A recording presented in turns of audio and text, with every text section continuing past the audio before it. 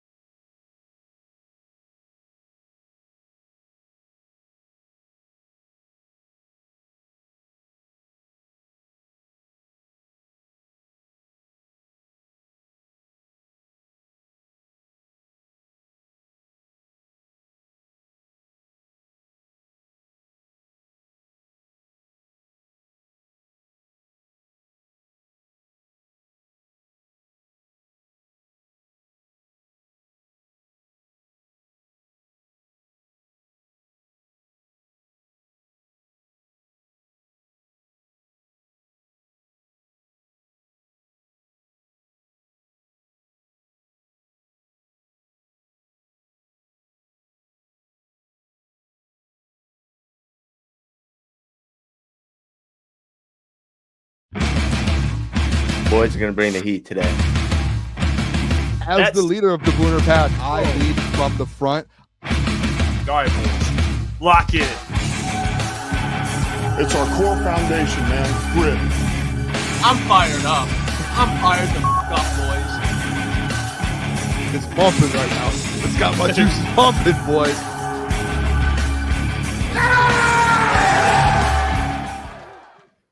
Welcome to Crunch Time Sports with Jeff, Booner, Lucas. It is Friday, March 21st. We are back. Ready for a great show. We got full first round mock draft Friday with the great Caleb Zarnick. We have a trade for the Lions and NFL writer. Yes. Now I'm going to break down that player. The Lions signed somebody. Oh, yeah. Signed somebody, huh? We'll break that down. Actually, not a bad player, to be honest with you. We broke it down today. I know, Klotz, you were pretty hyped about it. So I got great things to say, and then I have a couple concerns I'm going to bring to the table, of course. We got March Madness, boys. That's just upon us right now. So we got a lot of things happening. Yeah, it's been a long day for me. I'll just throw that out there.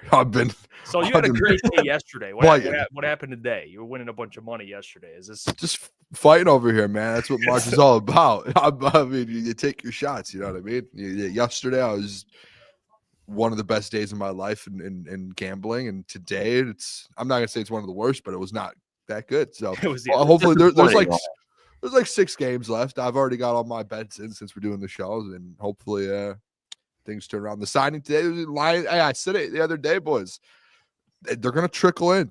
Signings are gonna trickle in. Brad Holmes is gonna just boop boop boop boop boop every now and then. He's gonna add a couple pieces. He's not done yet. There's gonna be. Can I put a Booner guarantee on something? Yeah. He's signing an edge rusher in free agency. I'm not going to say what type of edge. He's signing an edge rusher in free agency. It's going to happen. It's going to happen. It might not be the one you guys want. There's going to be one signed here. It's going to be very soon. Think later on, like after training camp? No, I think it'll be before the draft. I just think that there are just a lot of negotiations going on from all these teams and all these players. And I think whoever hasn't been signed yet, I think those guys are just sitting there waiting for the right price, or they're waiting for a different price. You know what I mean? By the way, can we throw this up here? Oh my! I mean, what? Come on now, Coach Walk. Yeah, Coach Walk dropped a 50 bomb at the Garden. I mean, he just this is Coach Walk. I don't know what to say. At the Garden today. I think he might. This man is consistently supportive. The fellas, he says, got to support the boys. Been a crazy week. Come on now. March Madness. I'm ready for the draft to get here. Coach There we Walk, go, Coach Walk. We appreciate the hell out of you. Man. Thank you so much, my man. Always been supportive. Much love to you. That is big Love time. Coach Walk. Drop it. I mean, that is awesome. And we got J-Rod and Lions Troll back membership. So there we go. Lions Troll, damn, coming up on that year, boys. Yeah. You know, we're past a year. Well, for you, almost a year. You've been with us almost since we started. Yeah. So the same with Coach Walk. I mean, and J-Rod. You were talking to Lions Troll there for a second. I thought you were talking to me or Klotz, and I was like, I think A1, to be honest, dude. Yeah. That is that's awesome. That is awesome. Shout out, by the way, it's too easy, man. There we go. Yeah. By the way, hey, message me. Let's get a golf round in here the next time it's warm on a Saturday, Sunday. Let's go do it. Let's go golf. I've been fiending a little bit, and I saw he had posted. Yeah, he was out golfing. I think last weekend. We got to go get on the course. I know he's out here by me. So yeah, but just please, I mean, if we can, just don't film my swing until I leave. I gotta make sure I have a good round. All right, because if we're putting this thing on YouTube, I might be. Well, we don't have to right away. I'm just saying, let's go get a golf round. Let's go. We remember what happened, Joe. No. This is my rule. This is my rule. This is my rule. Okay, because the last time I was on camera, I missed a putt to break 100. I played my first round of golf last week. It was rough. So I got to, at least before we go out with Eric, I got to get in maybe 2-3 more. You know, no, we don't have to, Jeff. I'm saying we don't have to film nothing. We can, at some point, we definitely are going to. Chill around with the boys. Chill All around. right, I'm in. Yeah. Let's get out on the course, just chop it up, talk some business. Hey, how are the boys doing? Get the season started off the right note. You know what I mean? No, that'd be fun. By the way, if you guys don't follow him, go follow or go subscribe to his channel. Go support because they both kill it over there, man. Good people. Yes, sir. Yeah. Xavier says that's what editing's for. Yeah, just cut out every bad shot, please. All right. Yeah. When we did we actually did the Crunch Time 3-point contest, and we didn't put it out. The filming and everything on our phones and in that gym, I don't think it was going to really work unless we did like a 20-second video the way it was. But I was like, I'm the one. Hey, I'm editing it. It's going to be me. Just cut out my whole section. I should not perform well. I was literally thinking, I was like, I think I might just cut my whole thing out as a joke. See what the boys say. Oh, shout out! You were not happy. You were not happy during that. Not at all, dude. It was rigged. I mean, listen. We did a 3-point contest, and I think if you're a real hooper, you know this. When you're in if you have 1 or 2 balls, passing, rebounder, shooter, getting a good shot, a good pass, that for a shooter, that's like boom, getting a rhythm. Mm-hmm. I made sure every time someone went, I was passing and I was trying to put it spot on. Boom, right in the pocket. Nothing. As soon as I'm up, none of the boys wanted to pass, and everyone's throwing me the balls to my ankle, my knees. I'm like, hey, can I get in a rhythm here? And then I lose. Hey, Klotz, got some nice passes, huh? Everyone. That man was. I was cooking there for a little bit. Got good passes, but some reason I went up. Everyone was just like, I'm just going to roll the ball to Booner. Klotz looked like Malik Beasley. I mean, I was cooking there from the wing for a second. Yeah, he was. I don't want to. I might have crashed out. Klotz ever. I don't. I do not want to see that version of Klotzy. Flannel Sam. He says, just check Flannel. out Crunch Time. Keep it up. Great work, fellas. Hey, Flannel, we're talking about Jameson Williams today, brother. Let's go. Well, hey, can we talk about the other Jameis or a different Winston? The non-starter in the NFL, one would say. That one being Jeff Iafrate. Yeah. Boone, he's going to be starting next year. I mean, okay. Can we just – I know you guys are going to do your little – okay, like, good for him. Happy for him.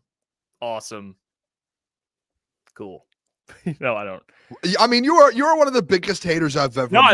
I love Jay. I mean, you're a guy that sits there and just you rub Shedeur Sanders' feet, and then you won't even do anything and say. No, I actually think he'll be a great mentor for Shedeur. I think. Yeah, and he's going to start over him for the first year. No, he's not. Yes, he will. Shedeur, if Shedeur goes to New York, he will not. Jameis will start over him. 100%.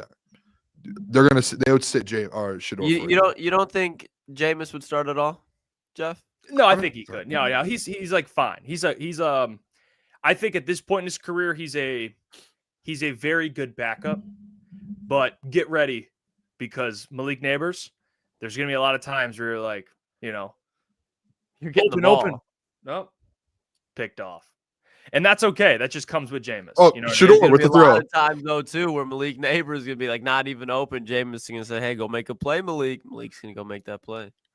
Klotz, to be honest, I don't think he was talking about Jameis when he said it. Throws it up, picked off. I think he's talking about Shedeur. Oh, no. Very fair, Boone. Especially, and then that New York media gets to him. He Jameis takes care of doesn't the ball. care. Jameis won a Heisman Trophy.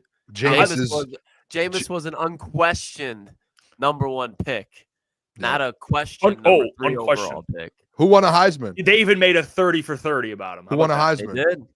Yeah. Jameis. The Shador? Jameis could have won 2 of them. Shador wasn't sniffing a Heisman, Boone. Not even close. Hey, Johnny Manziel won a Heisman. Yeah, Johnny was good in college. Johnny was better than Shador in college. Watch what happens to both of them if they go How'd to that work? FA. How'd that work when he went out in the NFL? I mean, you're making the point that Shador could end up not working out. No, I'm saying Heisman doesn't mean you're going to immediately be a beast. And neither does your last name. Okay. Yeah. He thought he ate there. I mean, yeah, you're right. He does the. Skip. Yeah, he thought he ate. Well, you're right. Your last name does not guarantee anything. It does not. I've got Florida minus 28.5 versus Norfolk State right now, boys. Just all right. Sorry, keep going. Score update. 63-42. They're up 21. 15 minutes to go. Hey, Shift says, Will Levis, get ready to learn Chinese, buddy. Yeah. It's crazy. All right. The Lions made a move today. Okay. And I would say overall, I actually like the move. Okay, I do. And that move is they brought in a Detroit native, former Philadelphia Eagle, DB Avonte Maddox. All right, to a 1-year deal. He's played at nickel. He's played at outside corner. He's played some safety. He's kind of moved. He's played a lot of places on the defensive side of the ball. He's got a little versatility to him. I'll say that, and this is my thing with him, okay? Because again, I always tell you guys, one of my good friends, an Eagles fan, I always heard him complain about Avonte Maddox a lot. But I think Avonte being from Detroit, that's awesome. Doesn't mean anything on the field, but I like that. He knows the city. He's a veteran. He's won a Super Bowl. Like, there's things I really do like about Avonte. You know, he's a good vet just to have in case there is an injury. He's capable of playing. He's played a lot of snaps for pretty good defenses, for good teams. You know, he's got a lot of experience.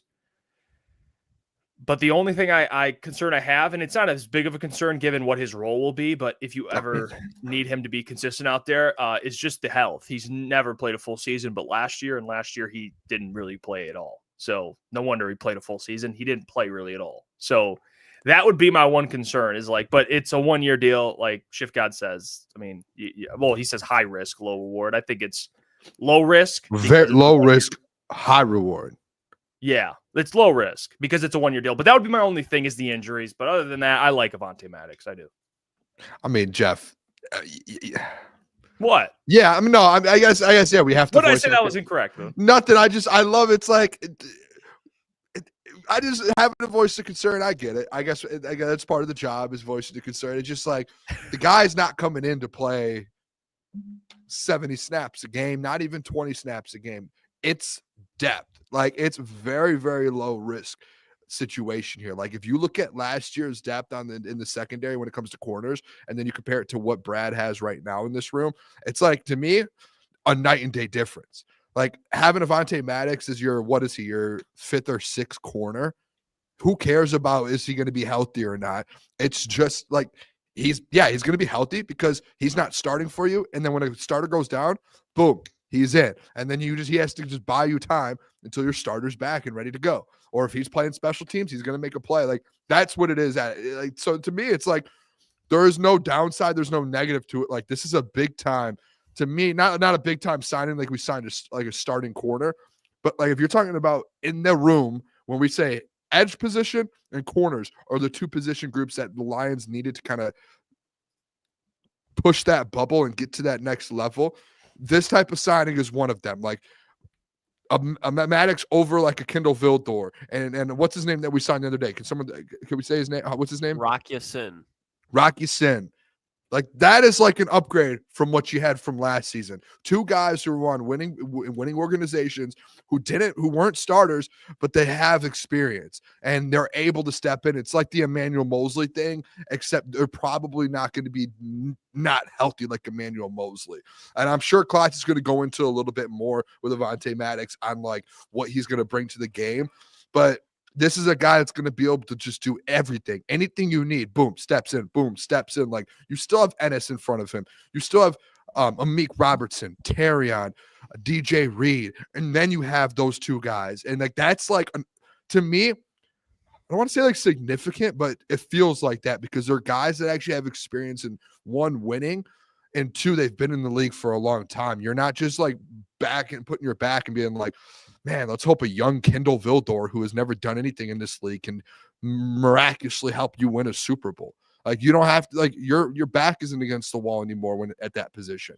It's like you actually have dudes who, when their number's called, they have stepped up in the NFL, and you've seen it. So that's where, to me, as soon as I hear that, I'm like, boom, okay, this is a good signing from Brad. I think Brad has killed it when it comes to corners with the fact that Carlton left. And then letting Kindle find Klotz. What's one thing that me and you took? Awareness with the GM. Yep. He was very, like with Will Harris, very aware. We need to move on from him, right? Like, and he just said, a year too long, but yeah. After, and I know the Edge thing's still up in the air, but like the Aquara brothers, very aware. We got to move on. Charles Harris, aware. We got to move on. Kindle Vildor, very aware. Emmanuel Mosley, aware. Like we have to move on from those guys, and we have to find new guys to come in because they aren't cutting it.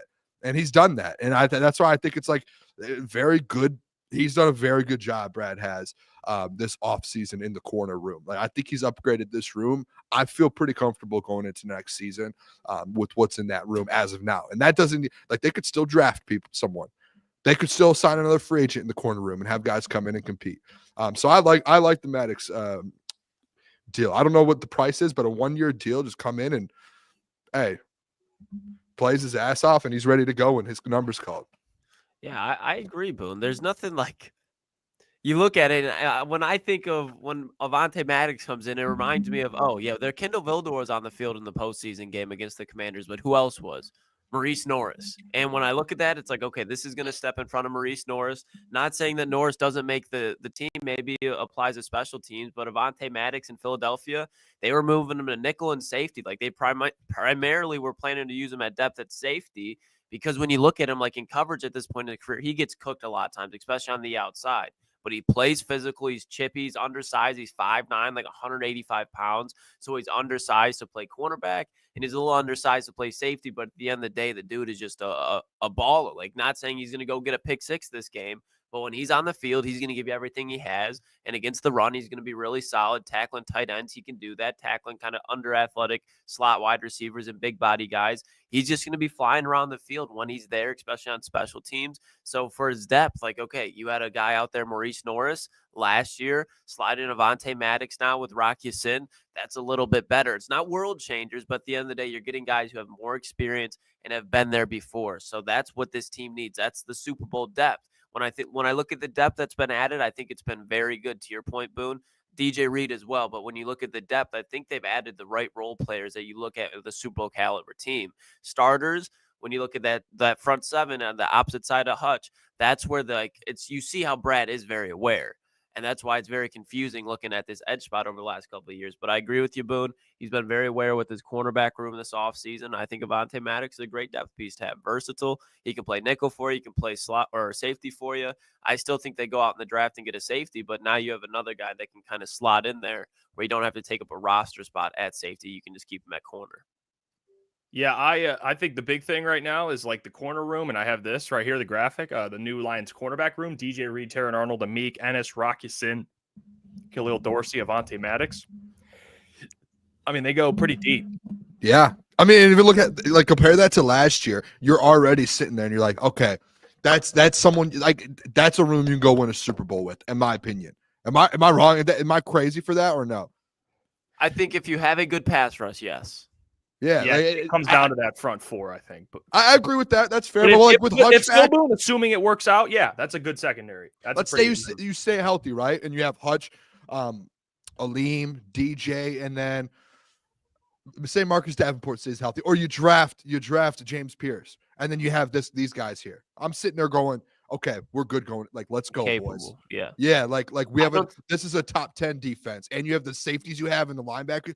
Like, this is a top 7 defense, and we're ready to roll. Like, let's hop on our horses and let's ride off into the pasture, boys. Yeah, when I look at this corner room, I don't think it's going to be a liability. You're still going to have issues when you go up against Jamar Chase and Justin Jefferson, but so does every NFL defense. I don't think there's somebody that's like a lockdown corner one, but I think you're in a situation where you got a solid, very solid, one of the better corner twos in the NFL, and DJ Reed, who has moments of flashing of a cornerback one, and Terrion Arnold, who hopefully is able to take that step into looking kind of into that DJ Reed tier this year. Year 3, he becomes that lockdown corner one. That's what I think the track is that Lions fans should hope for. Is that the case? We don't know. But if Terrion, if he takes slower than the Lions want him to, you do have a Meek Robertson. You do have the depth that they added through this offseason. So they give themselves a little bit more of a cushion that they've been entering years past, even if injury pops up. I don't think you're going to be panicking when you see the depth come off the bench this year compared to the seasons prior, where you see Jeff Okudah, to your point, Boone, Will Harris. Like, no, I don't want to be looking at this anymore. They have more proven guys in those positions.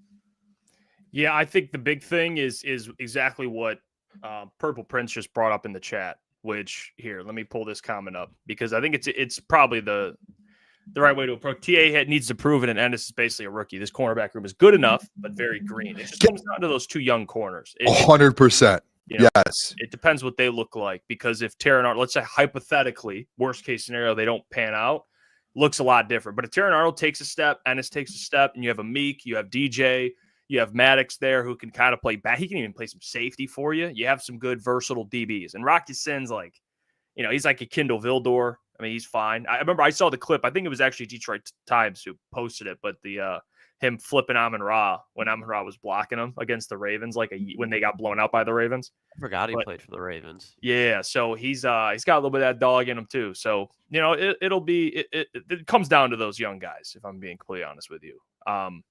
Can I be honest with you too? Like with Terrion, and I don't know, maybe it's just me.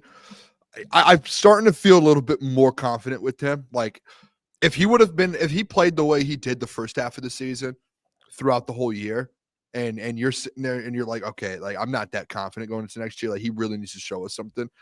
I still think Terrion does need to take that step and show you something. But think about this, fellas, and I hope maybe this kind of changes your guys' mind a little bit.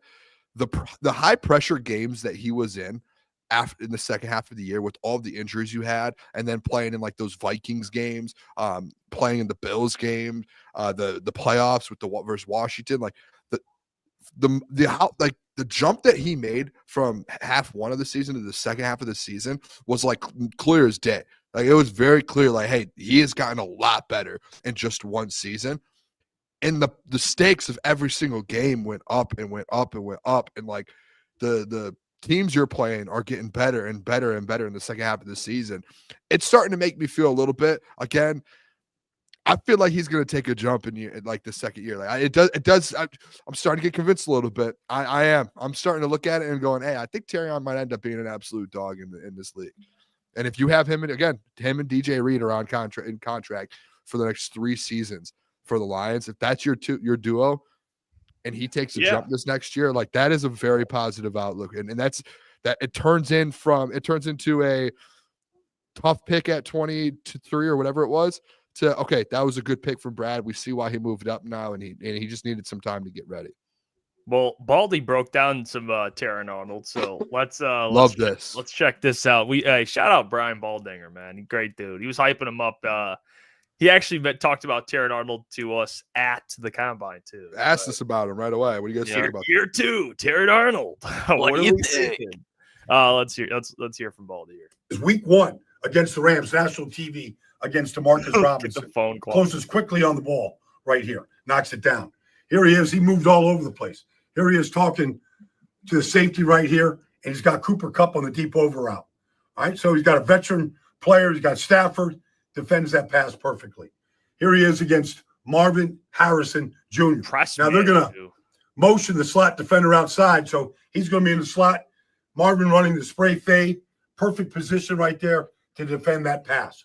All right. And then you get this right here. All right. You got the go route on the outside.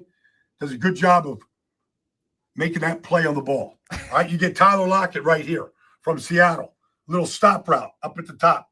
Comes back, sticky. All season long, sticky in coverage. Sticky. All right. But he also can play zone. Here he is against Tennessee. All right. That's Calvin Ridley right there. All right. So can you put that left foot in the ground and come back and make a break on the ball? Perfect. All right. Well done. Now, you get this right here. 23-23 game. All right. Fourth quarter. Now, can you press the outside right here and take Hutchinson away? Force this fourth down right here. Well played. Now, catch that, Enzo, huh? Addison, Minnesota. Jeez. 4th and 2. Plastering for as long as he has to plaster. All right. Now, he does a great job here on Jordan Addison defending that ball in the end zone. The one thing he was guilty of last year, too many penalties. Got to win with your feet. He's got to improve upon that. Got to study that. Understand what the officials are looking at. With that, I think he's ready to start intercepting some balls and becoming a real factor on the Lions defense. Hey, shout out Baldy. Yeah. I mean, he's right. He like coverage wise. I mean, the guy he has great instincts, you know, and he's for what he was asked to do to play press man as a rookie corner with no pass rush is one of the toughest things. I mean, press man just for a rookie's hard, but press man with no one up front to block or to get after the QB for you. That is a tough position to be in. I will admit that for sure. Yeah. At least he's not completely lost in coverage. You know, like there's the Jeff Iafrate thing where it's just like the guy was getting That's where it's like the man, he's going to be good. Like it's going to take time for him. But once he gets it down, I think like that, the athleticism side of things and like the speed, like everything, he has all of the intangibles. It's just about figuring the game out at this level. Right. That's all it is, I think. Yeah, I feel like every game for Terrion after Aiden Hutchinson went down was pretty much sink or swim. Like you're getting thrown to the fire every week, especially even the divisional games where you got to go up against those receivers twice. Like it's a different type of experience for him on the NFL level. So he's just learning, and that's only going to help him because year 2, now he's got a lot more of not expectations, but now he knows what to expect. This is all going to help him in the long run because he's got thrown to the fire. He doesn't have to worry about that year 2. Year 2, he's like, all right, I know what this is all about. I know Justin Jefferson, Jordan Addison, the guys from Green Bay. The Bears aren't adding another wide receiver, so he's going to be comfortable, more confident. When Terrion starts to get confident, then he's going to take more chances with plays on the ball, and that's when the turnovers are going to start. So I think we're going to see Terrion with the ball in the air be a little bit more aggressive and start turning those not even like pass deflections, but just when he has the opportunity to make a play on the ball, he's going to try and go do it. Now, there might be some penalties still, but I think if we can see Terrion take that next step as far as creating turnovers, that's the next step we need to see because there's not just going to be turnovers, no penalties in year 2. He's going to take chances on turnovers, which is going to lead to penalties. But if you're taking chances and you're becoming a playmaker, that's his next step. So that's what we got to see. Like 2-3 interceptions next year, I'd be happy. He doesn't have to go out there and get 5 or 6. Just get 2 or 3 interceptions, force a fumble, get a fumble recovery, start making an impact and giving the ball back to the offense is all he needs to do. I want the man to just turn into like a Sauce Gardner. That's all. Just don't let him throw you that many interceptions. Exactly. Don't let him throw your way. Just be a lockdown to Derek Stingley Jr. Just lock down. Yeah, Derek. I want it to be like better and better. I just want it to be like after next year, people to be like, well, like why doesn't Terrion have that many interceptions?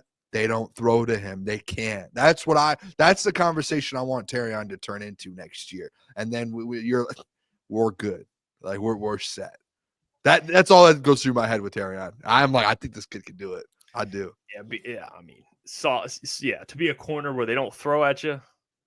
That's now you're in that upper echelon of corners. That's like the Pat Surtain and Sauce Gardner. Hey, I want to be in a situation in 2 years or 3 years where we're having these Terrion Arnold conversations about him getting paid $25 million. I want that. Put Brad Holmes in that position, Terrion. Like I would love to be able to be like, who do we need to let go to sign Terrion? I would love that. Would you guys not? Like, I would think that's like a great thing. It means you have a good corner. Great corner. You keep him. If he's like Patrick, oh my gosh, if he turns it, okay, I'm Bama boys, Boone. I'd keep him, dude. I love him. That's why. Who did I introduce? The whole world. Everyone now is talking about one guy from Alabama, from a safety, and it's because, hey, well, you know what I did? I went and watched some Alabama film, Lukas Klotz, and I found a guy in my first mock draft a month and a half ago named Malachi Moore. I almost said Malachi Starks. I don't know why. Is there a Malachi Starks out there? Yeah, that's the number one safety coming out. Georgia. Oh, yeah, okay. Malachi Moore. That's a dude right there. Oh, the number one safety coming out. I guess that's what. He's number 2. Nick Amanawari is one. Yeah, I think that guy has the best case for aura. Makes him number one. Like, to be that big and move like that, people are now like he's the number one safety. Dude, it's like DK Metcalf. It's literally just it's like a DK played safety. That's all it is. Yeah. No. I think the big thing, well, listen, with this corner room is like, okay, they've improved, they've made adjustments. It's better. It's a deeper room. But like Klotzy said, what's next? Okay, I don't know, Brad. We fixed the DB room. Check. All right. Now it's time to get a pass rusher. Okay. It's not, and I'm not talking about the draft. I'm talking about a free agency. Signing a Zadarius Smith, a Matthew Judon, somebody to bring in on a 1-year deal. That is the next move. And you said it will happen, Boone. Well, Bleacher Report had an article they put out, and it was kind of I guess to read the exact, like, what they were doing is 7 surprise trades NFL teams could make after free agency. Okay, and they had the Lions making a trade, and they traded for an edge. In that edge, that's it. Bryce Huff, former Eagle, or I guess he's still the Eagle, still an Eagle. Yeah. Former Jet, Bryce Huff, who they signed to a 3-year, $51 million deal with the Eagles. The deal included $16 million with a signing bonus, $34 million in guaranteed money. Okay, and an average annual salary of a little more than $17 million. Okay. And it says here in 2025, by the way, this is on SI.com, Detroit Lions. John McCroon already covered it. So go check it out. Check out our guy John's article here. Huff's base salary is $1 million, almost 1.2 this season, has a cap hit of $7.5 million. He has multiple void years tacked onto his contract. So dealing for the 26-year-old would likely mean he would land on the roster for at least the next 3 seasons. Okay. With the Jets in 2023, the former Memphis Tigers lineman recorded 10 sacks before departing for a lucrative contract with the Eagles. The Eagles actually signed him, and then the Jets signed Hassan Reddick. Yeah. Like, swapped places, and Bryce Huff did not play really at all this year for the Eagles. Can I just make my statement on this? Because it'll be pretty. That is a red flag, but quick. Yeah, go ahead. I'm out. There's just certain guys, like, I think I looked at, like, he had a good year in 2023. I pulled the stat. 2023 had the 10 sacks. Yeah. Outside. 2020, 14 games, 2 sacks. 2021, 9 games, 2 sacks. 22, 14 games, 3.5. Last year, he played in 12, 2.5. And he really didn't get, like, I don't know if it's someone like, what did you give up, like a 6th-round pick for a guy like that? And it just turns into, like, let's take a chance and try and revitalize his career maybe. And there's really not that much risk to it. And it's like low risk. That's really like a low risk, high reward, I guess, depending on the amount of money and all of that that comes with it. But like, you're banking on that 2023 season, sitting there going, okay, yeah, this would that. I don't know. I think again, I'm going to sound repetitive with it, but like Bryce Huff or like Matthew Judon or Zadarius Smith. Because Zadarius Smith on a one price comes in. Bryce Huff, you're having to give up a draft. You're trying to give up assets for it. And at the same side as that trade, you're bringing on the contract that's $7 million cap hit when you can get one of those two other guys for around $7 million as well. So I'm not going to sit there and I don't know. I think I'm out. Yeah, it sounds crazy to say, Booner, because I agree with you. And Jeff, I'm assuming you're going to be in the same boat when you look at it. Like we're dying for an edge rusher in Detroit, but now we're getting one in Bryce Huff thrown our way potentially. We're saying no, but it's for a reason. This is a guy that Boone. I think you hit it the spot on when you said he can possibly come here and turn his career on in Detroit. That's not what the Detroit Lions are at this point. If you're bringing an edge rusher in, you're having that guy in because you know he can produce right now, get to the quarterback. And Bryce Huff did that in his last year to get a contract. Outside of that year where he was on the final year of his contract, he's been just kind of a rotational piece. And that's if the Lions are going to bring in a rotational piece and Bryce Huff, that's fine, but not for that money. That money is like, okay, Boone, you just said we got to re-sign Terrion Arnold hopefully in the future. Bryce Huff, that's not something that should fall into the equation or even be close to stopping that. So I'm cool on Bryce Huff. I think he's a solid rotational piece, but not for that money. No way, no how. It's like Marcus Davenport again, but you're paying the money. Okay, so yeah, I am with you on that. He has 20 career sacks. 20 in 5 years. 10 of them came in one season. So he has 10 sacks in 4 years. Besides that, that's like a big problem. Consistency. When you look at production, consistency, and even a guy who's older than him, Bryce Huff's 26, Za'Darius is like 32. Za'Darius has had 8 sacks in multiples. Like he's been just, you know what you're getting. Okay, bring in guys that you know what you're getting. Za'Darius Smith, Matthew Judon, a little more of a question. I mean, last year I understand, but Za'Darius probably the most for sure. Like, you know what you're getting. He's played here. Like, it just makes too much sense. They should announce the signing already. I don't know what's taking so long. I don't know. Maybe there is a reason for it. Maybe it comes this week, but he should be on the Lions. Like, none of this like trade stuff. I don't care. I don't want to commit long-term to any of these guys. It doesn't make any financial sense for the Lions. It's stupid. It's dumb. Bryce Huff is not even like, he may be a one-year wonder. Okay, that's what I'm getting from this. Like I've seen a local writer here in Detroit suggest the idea of trading for Javon Walker. I don't hate it. You're going to get him for cheap, but then the number one pick in the Aiden Hutchinson draft. He's in Hutch's class, so their contract comes up pretty soon. So for the meantime, it'd be good. Like I think he's somebody that as a number 2, when you look at he's done what he's been able to do with Josh Allen, I think he's been a solid number 2. I don't think he's lived up to the number 1 overall pick, but if you take the number 1 overall pick away, Trayvon Walker's been a very solid number 2 edge rusher, and he still has not reached his ceiling. I don't think, again, he's ever going to live up to that number 1 overall pick when Aiden Hutchinson is right behind you. But I think he can definitely bring a different dynamic to the Lions or defensive line that it has not had. They always have power rushers. They go after the power rusher. I don't think it'd be such a bad thing to go, hey, we've had power rusher. On the other side of that, let's switch it up and create a contrast with this defensive line with the skill sets. It's harder to game plan for that, in my opinion. And I understand I'm not an NFL coach, but I feel like if you have a dominant power rush and then an element of a speed rush, that's much harder to game plan for than just straight power rushing. So I think bringing in somebody athletic and young off the edge, and that's a positive to have. He's not terrible against the run either.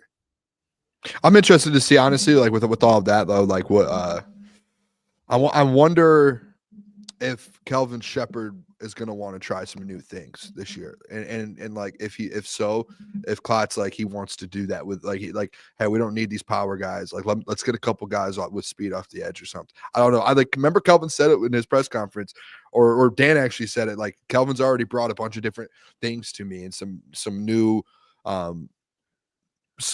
formations and things that he wants to do that we haven't done in the past.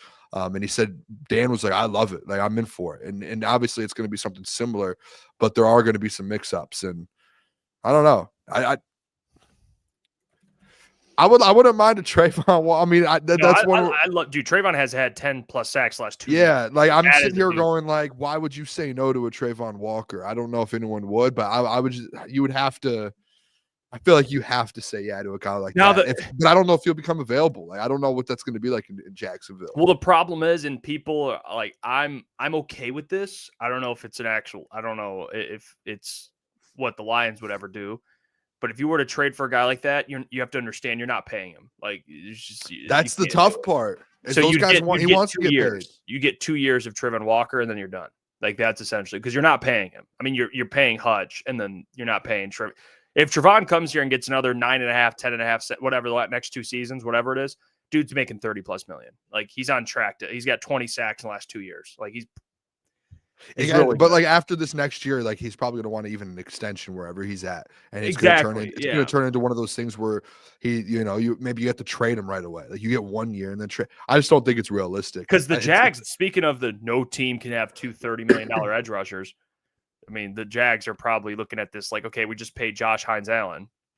Yeah, we're gonna be able to pay Trevon Walker. I don't know. Or you go draft Mason Graham 5th overall.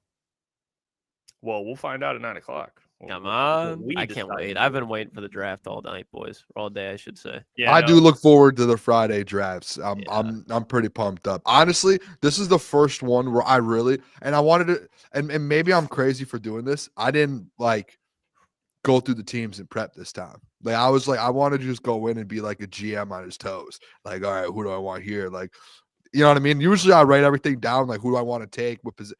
I didn't. And these are new teams. I haven't drafted with these teams yet. That's how I've always operated, Booner. It's what the elite do. No, the elite don't. I watched the behind-the-scene video of Les Snead the other day, and I sent it to you boys. Les Snead and Sean McVay in the War Room.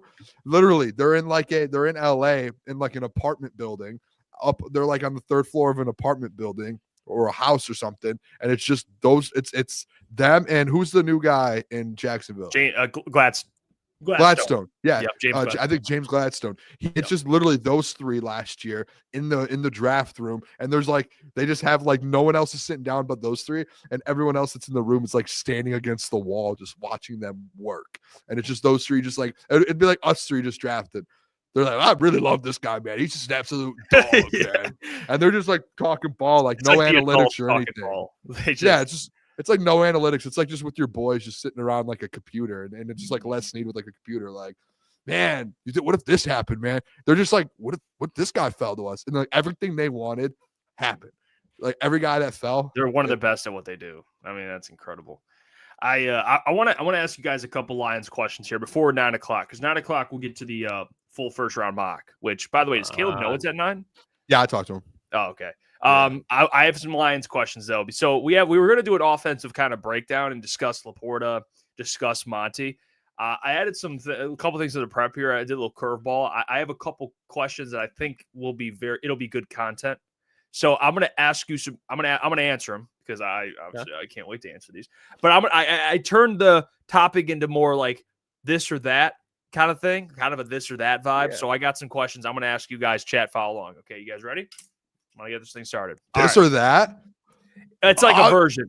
It's just a little like play a little game here. Okay. Speaking of the offense, because we'll get into more of the offense in like the nitty gritty later, but I think this will be a fun topic before we get to this. All right. So my first question is 2 players. Okay, and the question is who will have a better year statistically this season? Okay. Sam Laporta or Jameson Williams? Who will have a better year statistically? I don't like this question. I do. I'll answer this. It's easy. I think it should be the same answer all across the board. I think it's going to be Sam Laporta, and I think this is going to be. And again, this doesn't mean Jameson Williams is going to be bad, but when I think of what Jameson Williams did last year, I think there's got to be a lot of again. He went out there, he ran the routes, Jared Goff threw the football, but I think Ben Johnson had a lot of fun with Jameson Williams last year, and I think John Morton is as well. But I think John Morton looks at Sam Laporta, and if you look at Sam Laporta, especially late in the season last year, he was really starting to come on. I think Sam Laporta kind of bounces back, and that naturally takes away a little bit from Jameson Williams. Doesn't mean J-Mo's fallen off. Jameson this year, instead of getting 1,000, maybe gets 850 or 900, but I think Sam Laporta is going to go from 700 to 800 to 900 as well. I think he's going to be huge in the red zone, but yeah, I think Sam Laporta bounces back, and Jameson Williams' production takes a little bit of a dip. Not much, but a little bit. There's a twist. Go ahead, Boone. Yeah, no, listen, like this should be Klotz, just like your Darnell Mooney take. It's blasphemy and ridiculous. Oh my God. And you have no clue what you're talking about. No, I'm kidding. No, listen, this is the thing with it. Like, I think I was one of the bigger people throughout the season with Sam Laporta, who was giving him kind of a little bit of grace because it felt like the start of the year, like he obviously, we were at camp a lot, and he was obviously dealing with the hamstring injury that like lingered for a long time, it felt like, and then he had some other injuries that came up. So I do think like over the first, I don't know, 7-8 games, Sam Laporta was just battling through injuries, and like for what he did throughout this season with the injuries he was going through all year, I respect him. And it's like a guy for his rookie year to be basically a second team All-Pro, and then to have to go through injuries like that, and then just you're on the best team in football and just battle. Like, I respect that. And I think this year, a healthy Sam Laporta, boys, I think a healthy Sam Laporta is a top 3 tight end in the NFL. We didn't get to see it this last year because of injuries. So now that he's going to be healthy, I don't see a world where he's not pushing almost 1,000 yards and back to that like 8-9 touchdown range. Now, on the other side of things with J-Mo, I still think Sam Laporta can get those 200 more yards, and Jameson Williams is still going to stay over 1,000, and he's still going to be Jameson Williams. He missed out on some games because of the suspension that Jeff says, hey, that's J-Mo's fault, and he's stayed healthy since his ACL injury. So I would have to think if J-Mo plays all year, he's going to go over 1,000 again. That's why I think it's an easy answer, like just because of the position he plays, and I think it's more so the playmaking ability of Jameson Williams. Like he could break off a 70-yard run or 70-yard catch in one play, to where Sam Laporta, it takes him 7 catches, 8 catches to get to 70 yards. And that's where I think J-Mo is just like, it's feels almost impossible for a guy like Sam Laporta yardage wise to catch up to J-Mo just based off of his making ability. The point you just made, Boone, was the best point in your entire, like that's where I'm going to go J-Mo because of the big playability, and because Johnny Morton, I've heard word around the way is Johnny Mo likes to push that ball downfield. Okay, that's what I've heard, just rumors. Okay, you know, I'm trying to gather some more information with the Johnny Mo show, but the things I've heard is he likes to push that thing down the field. So if it is, but here's the thing that I guess would be the only concern is a lot of outdoor games. So how does that look? How does that factor into it? You know, but I'm going to still go with J-Mo just because of those yards after catch. But I think it'll be damn close. I mean, it's 300 yards this year, and he was injured. I mean, Sam, how many games did he miss? He missed a game. So I mean, give or take, it would have been so about a 200-yard difference.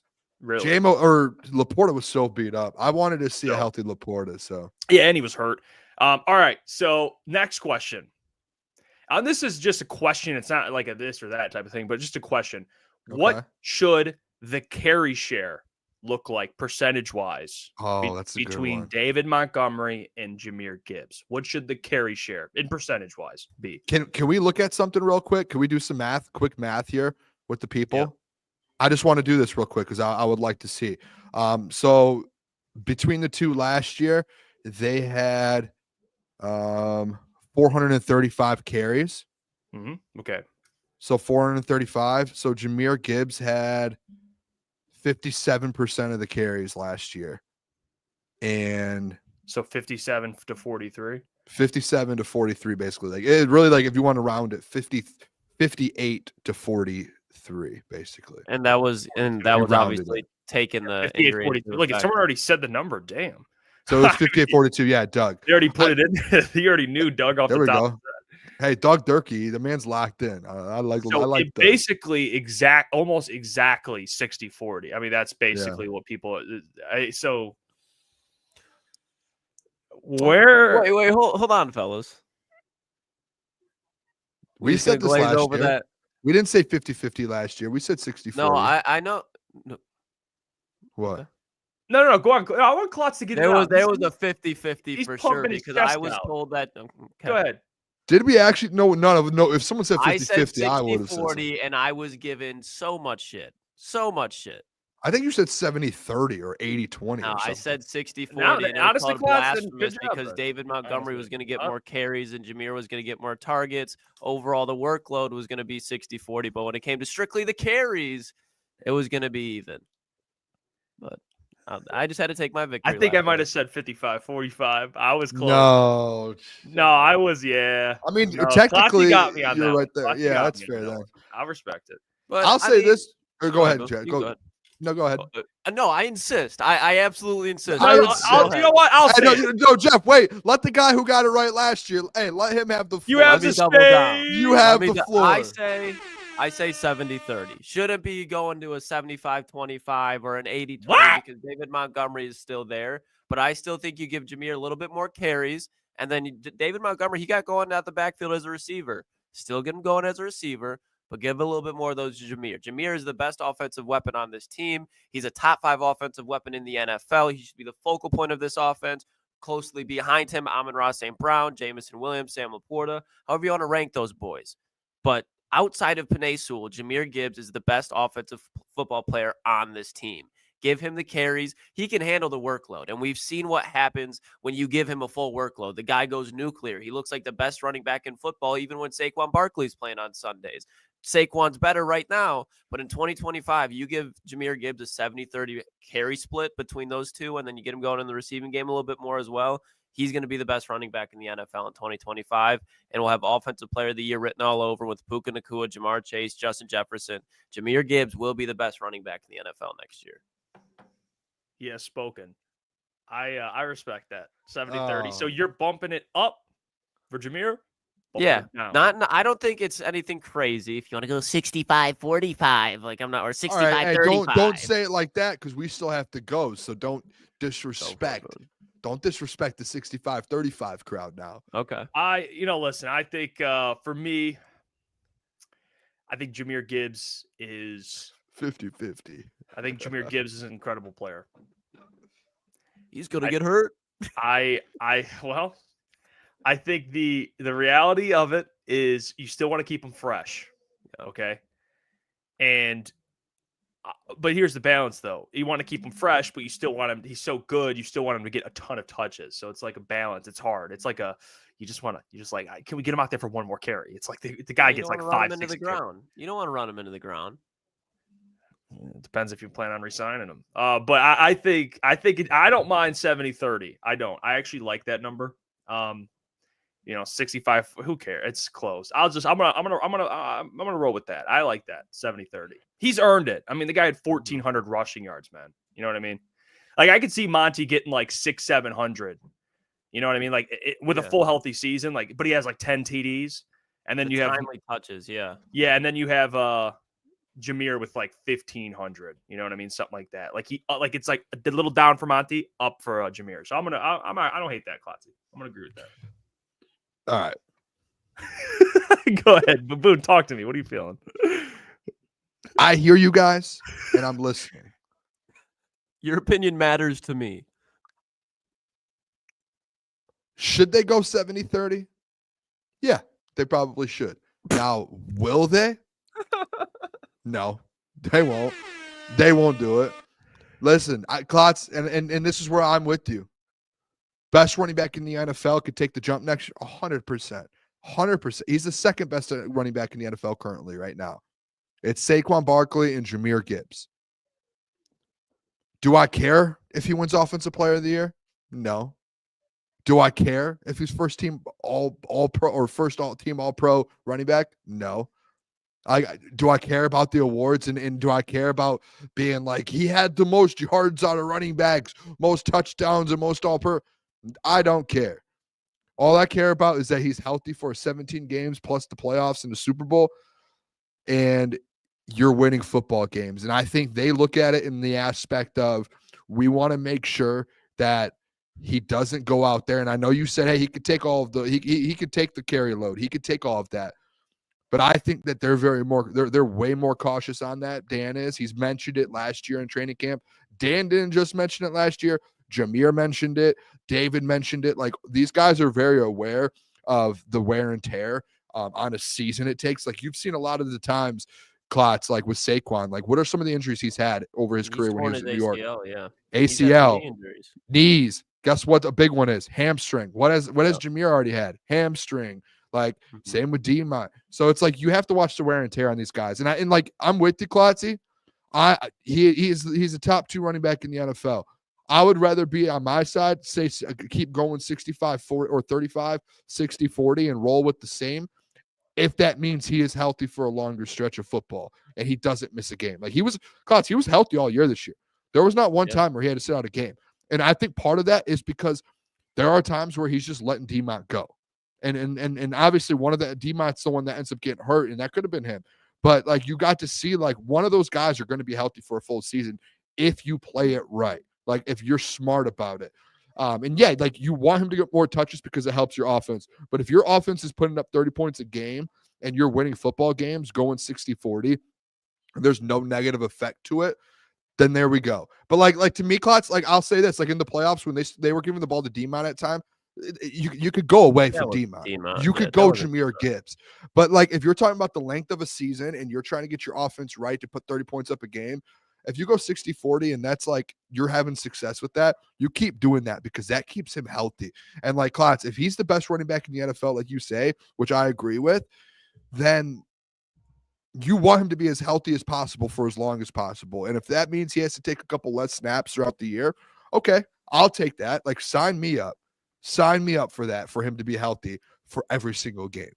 So that's how I look at it. It's not that I disagree, but I think that's just like, I think that's how Dan and John Morton and even Jahmyr and D-Mont all are going to look at it. They're going to say, yep, that's probably the smartest thing to do. This isn't a pushback on your take, Boom, but this is kind of just like a question. Where do you think the injury concern comes in with David Montgomery? Because you look over the last 2 years, 14 games, but you look at the carries in his first season when he played 14 games, 219, had the injury, wasn't anything really crazy. But then in this year, what it kind of hurt, especially the timing of it, 185 carries. So I think the injury concern is there for David Montgomery as well. Do you think it'd be smart to kind of watch that? Because if you have David Montgomery out there, I'm using the 70-30 because that's just what I said. You give Jahmyr 7 snaps, chances are he's going to make a big play, but then you have David Montgomery in there for 3 of them. He's giving you 5 yards a pop. Let me break this down to you, Klotz. To that exact point that you said, like, hey, maybe you're giving too much to D-Mont. Okay, so you start giving more to Jahmyr. What happens next year if you lose Jahmyr for 3 or 4 games because you had to do that? I agree. Like I would rather go 60-40 and let D-Mont get those carries and him end up missing 3 or 4 games than switch it over to Jahmyr and then lose Jahmyr for 3 or 4 games. Like I think he's more valuable to the football team, in my opinion. You see what I'm saying? Like I think that makes it was a question. Like I was seeing where you were. I'm not going to push back on it because I'm not.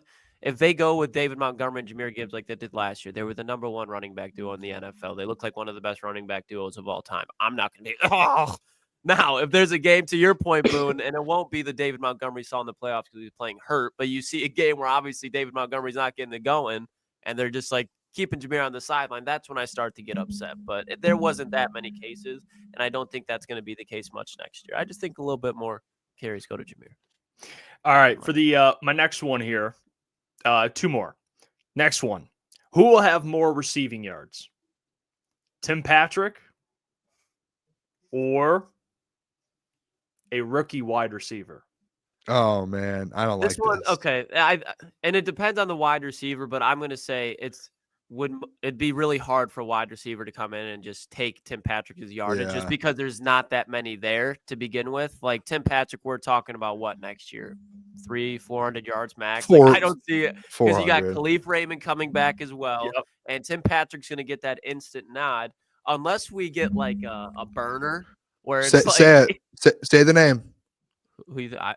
I always say Isaiah Higgins. I don't know why I say Isaiah Higgins. Jaden Higgins. Yep. Is that who we're thinking here? Okay, so we can connect those dots. Unless you get like a Jaden Higgins who comes in for like the last 8 weeks and he's got like that's the thing. You don't know. Catches for 300 yards per. But if I had to pick one, I'm going with TP17. When I win this tourney challenge, boys, because I'm not in first, but I'm tied for second right now. What's your name? Lucas is cheat code. What this man makes that his name every time. I'm like scrolling for Lucas's thing. I thought someone there's everybody tied at first. Everybody tied at no. I see her name. I just didn't know that was you. I thought someone else made that name up. Battling in there. There's like 6 Booners in there. I thought maybe that was just like a random Booner one. Come on now. Hey, Caleb's right there at 12th. By the way, Coach Wade Phillips is in here. I texted you boys that the other day. Is that a burner or is that actually Wade Phillips? You think that like Dallas defensive coordinator for a long time, Wade Phillips? Coach Wade Phillips. It literally that says probably has a flip phone. Unless dude, he's it literally opened up his says Dell Coach Wade laptop in Phillips. 2008. It is a random name if someone were to just make that up. Like who would just be like, I'm gonna name mine Coach Wade Yeah, Phillips. I don't know. I don't know. I think, Hey, but watch Coach Phillips is in there. Watch out for the rookie wide receiver Pat Bryant Or Jane Higgins. I like Pat Bryant. Like I'm gonna go TP too. I'm gonna go TP on this. I think they'll give him. It's hard for this offense for a rookie to come in and impact it. So regardless of who it is, I think it's gonna be TP. They'll bring him along slowly. So I'll go TP 17. Doesn't drop any balls. Reliable. So I'll give the edge to him. Hasn't a puberty. Yeah. You agree with that, Boone? Yeah, unless you get a Jade, unless in the first round or second round you end up getting a receiver. If it's someone like 4th, 5th, 6th round, then give me Jane Higgins. For the final one, before we get to our full first round NFL mock, who will have more interceptions? DJ Reed or Terrion Arnold? Terrion Arnold. Wow. DJ Reed is a player that's been a corner 2 in the NFL and really never been a guy that goes out there and gets a lot of interceptions. Coming off the bat, like if you're going to on the road in these environments that we talked about against Joe Burrow, Patrick Mahomes, Lamar Jackson, they're going to take chances with Terrion Arnold because they know that they've went up against DJ Reed, see what he's about. Let's test Terrion Arnold, the second-year player who struggled a lot last year when it came to tracking the ball and making a play on it. They're going to take their chances with them, and I think there's definitely going to be times where the Lions are like, Terrion, you're the corner 1 of the future. It's time to go be corner 1 and go up against Justin Jefferson and the wide receiver 1s of this team. He's not going to be every time, but I'm going to go with Terrion to the conversation we just have, taking that next step. He's going to get not just 1 interception, but 2 or 3, and I think DJ Reed probably gets 1 or 2. I don't think there's going to be a gap, but give me TA or 2. I like what Doug said. They tie with 2 each. I like that. Dog. Hold on. Dog's been cooking tonight. Dog's been cooking. Do I have to pick one or can I say tie? Yeah, that's such a common. No, you can't do the tie. That's an option. I feel like I feel like a tie is harder to predict than one of the sides. How about a Meek Robertson? Give me a Meek. That wasn't an option. If I can't pick a tie, you can't pick a Meek. Which honestly, give me Kirby Joseph. Don't sleep on a Meek. He could sprinkle in 1 or 2 in there too. I'll go Terrion Arnold. I mean, like you said, Klotz, they're going to test him, and I think he has better ball skills than DJ Reed in terms of like his interceptions. I mean, DJ Reed has great ball skills, but he doesn't have a ton of interceptions. It's usually just pass deflections. He just has he gets his hands on a lot of footballs, but he doesn't have a ton of picks. I think Terrion Arnold takes that step, so I'm going to go Terrion Arnold. At what point are you boys just say, "Hey, Booner, you were right"? This year, every single game, you guys, every Sunday, I walk in to do the show, whatever bar we're at, give me Terrion Arnold this year or this week for an interception. And I'm the only one that sat there and said, "No, come on, boys, let me reel you in here a little bit." It was just the, it was the vibes. The vibes are high. You know what I mean? The vibes are high. I was hyped. Yeah. You know what I said? I said before last season that he would lead the team in picks. Oh no, Kirby had 9. Yeah.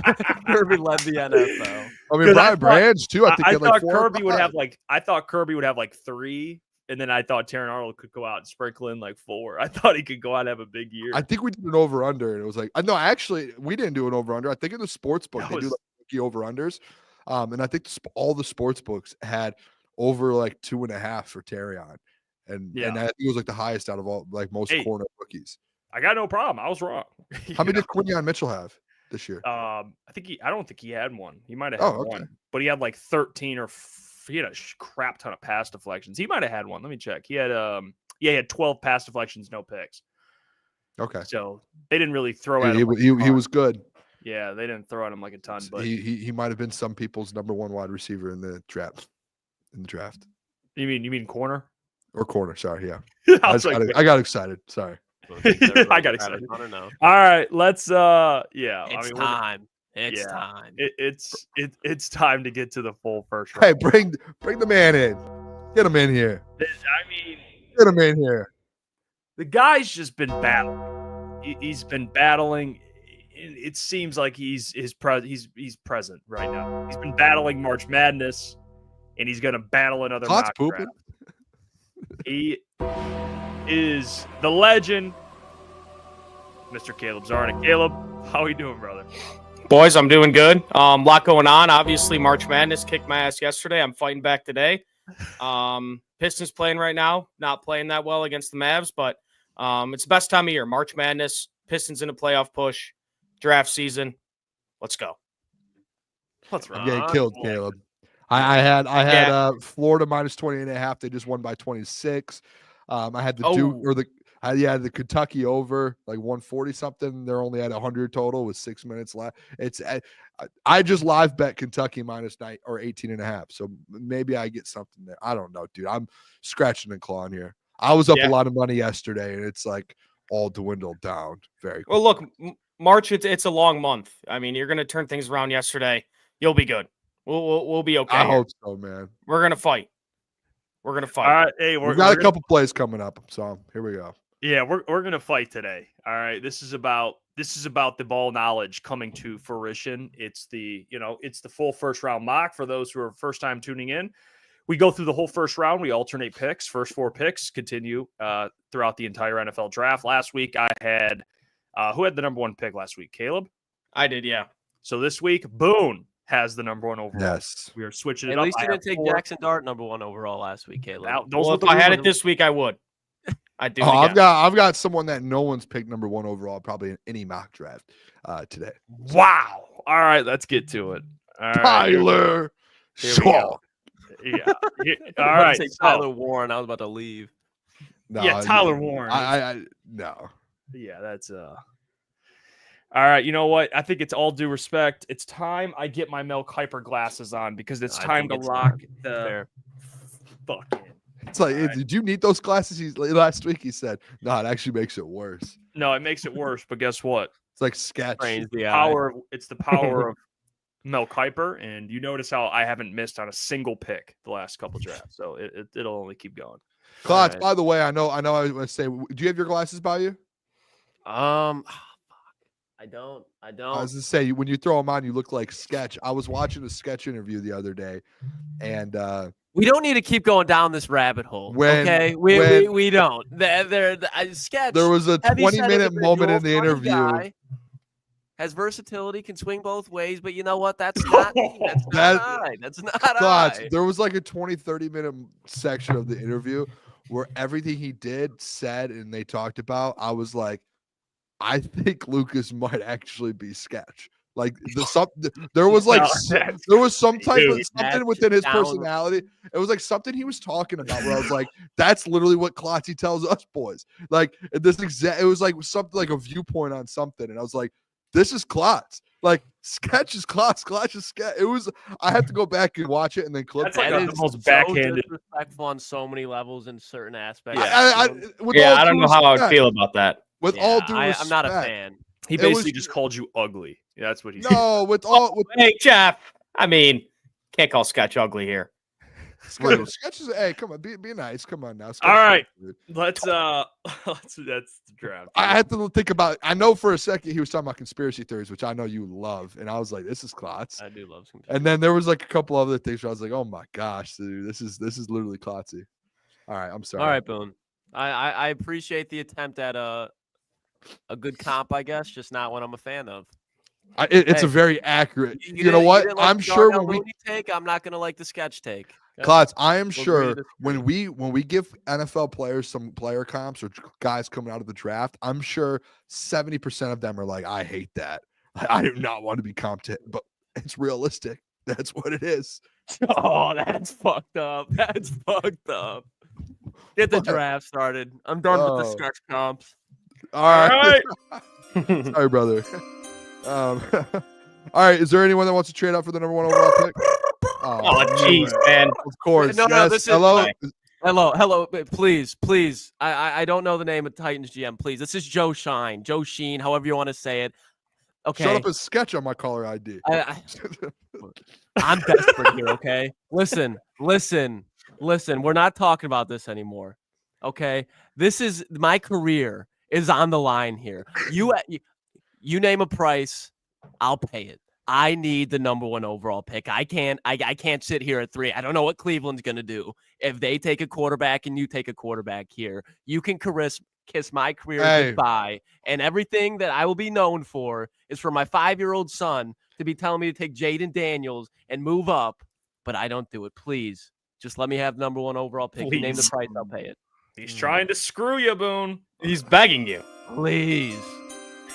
With the first pick of the 2025 No. The Tennessee Titans select quarterback Cam Ward out of Miami. Joe Sheen just got evaporated. Yep. There goes his career. No, Shadur will save it. Don't worry. Oh, no. Second All on right. the board.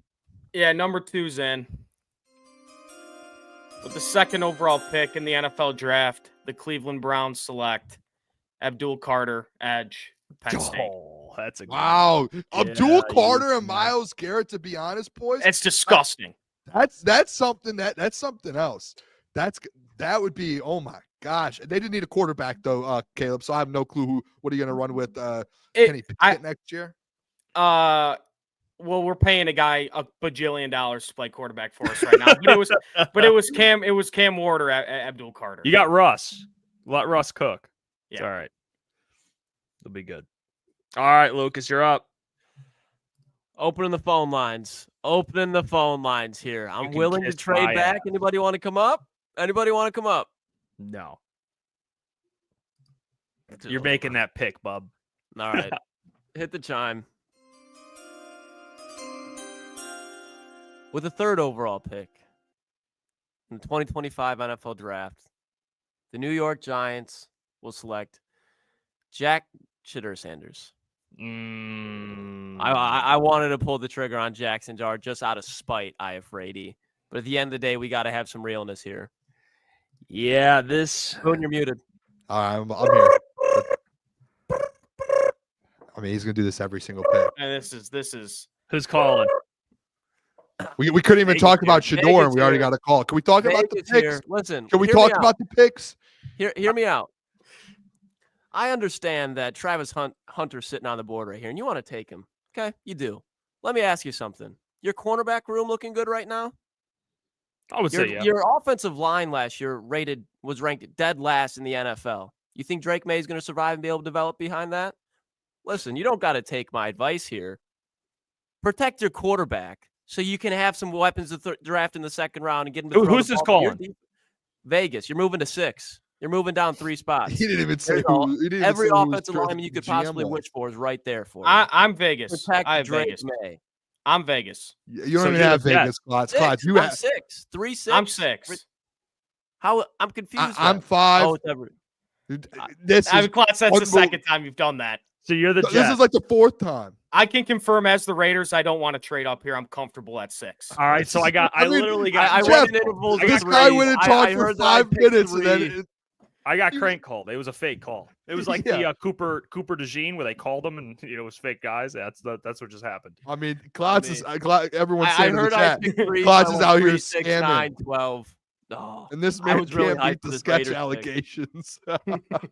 This honestly is, and I'm being just completely transparent. If the Patriots were in this position, this is one of the worst positions to be in. Like, you're picking 4, and you have Travis Hunter, Mason Graham, Will Campbell, all of them staring right at I feel like you. this is an obvious pick to me.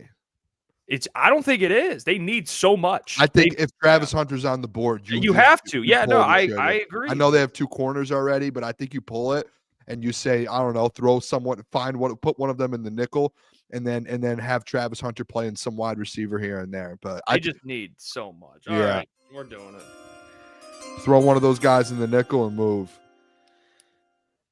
With the 4th pick in the 2025 NFL Draft, the New England Patriots select Travis Hunter, wide receiver / cornerback out of Colorado. We'll play him a lot at wide receiver. We'll make it work. We'll be all right. I like that pick, huh? Yeah, I love it. I love the pick. If you're the Pats, you have to go best player available there. Yeah, there's so many good players there. Yep. So many team needs. All right. Anyone calling up right now, boys? I had completely different teams pictured in my head for this draft, and now they're just. What's funny is that I said this is the first time we've done this where I didn't go through. I wanted to go just without preparation, just to kind of get a feel for everything. And Klotz goes, "I never need to prep. I'm always ready to go." And the man just butchered it. Just butchered it.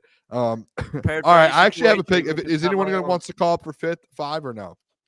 I'm calling up. All right, who is this? This is the Carolina Panthers. How you doing? The Panthers. Hey, how are you doing today? Let me just get this out the way before we even get to the deal. I'll just be straightforward with you. You cool to fall into 8? Is that comfortable for you? I mean, it depends. It depends on. Is that too far? Because if not, we'll hang up right now. No, I'll consider it. All right. So if you will swap picks, I'll give you a 2nd this year and a 4th next year. Now, can I ask, just based off of this, I kind of need to know, are you going offense, defense? In this situation, I'm gonna take the best defensive lineman available.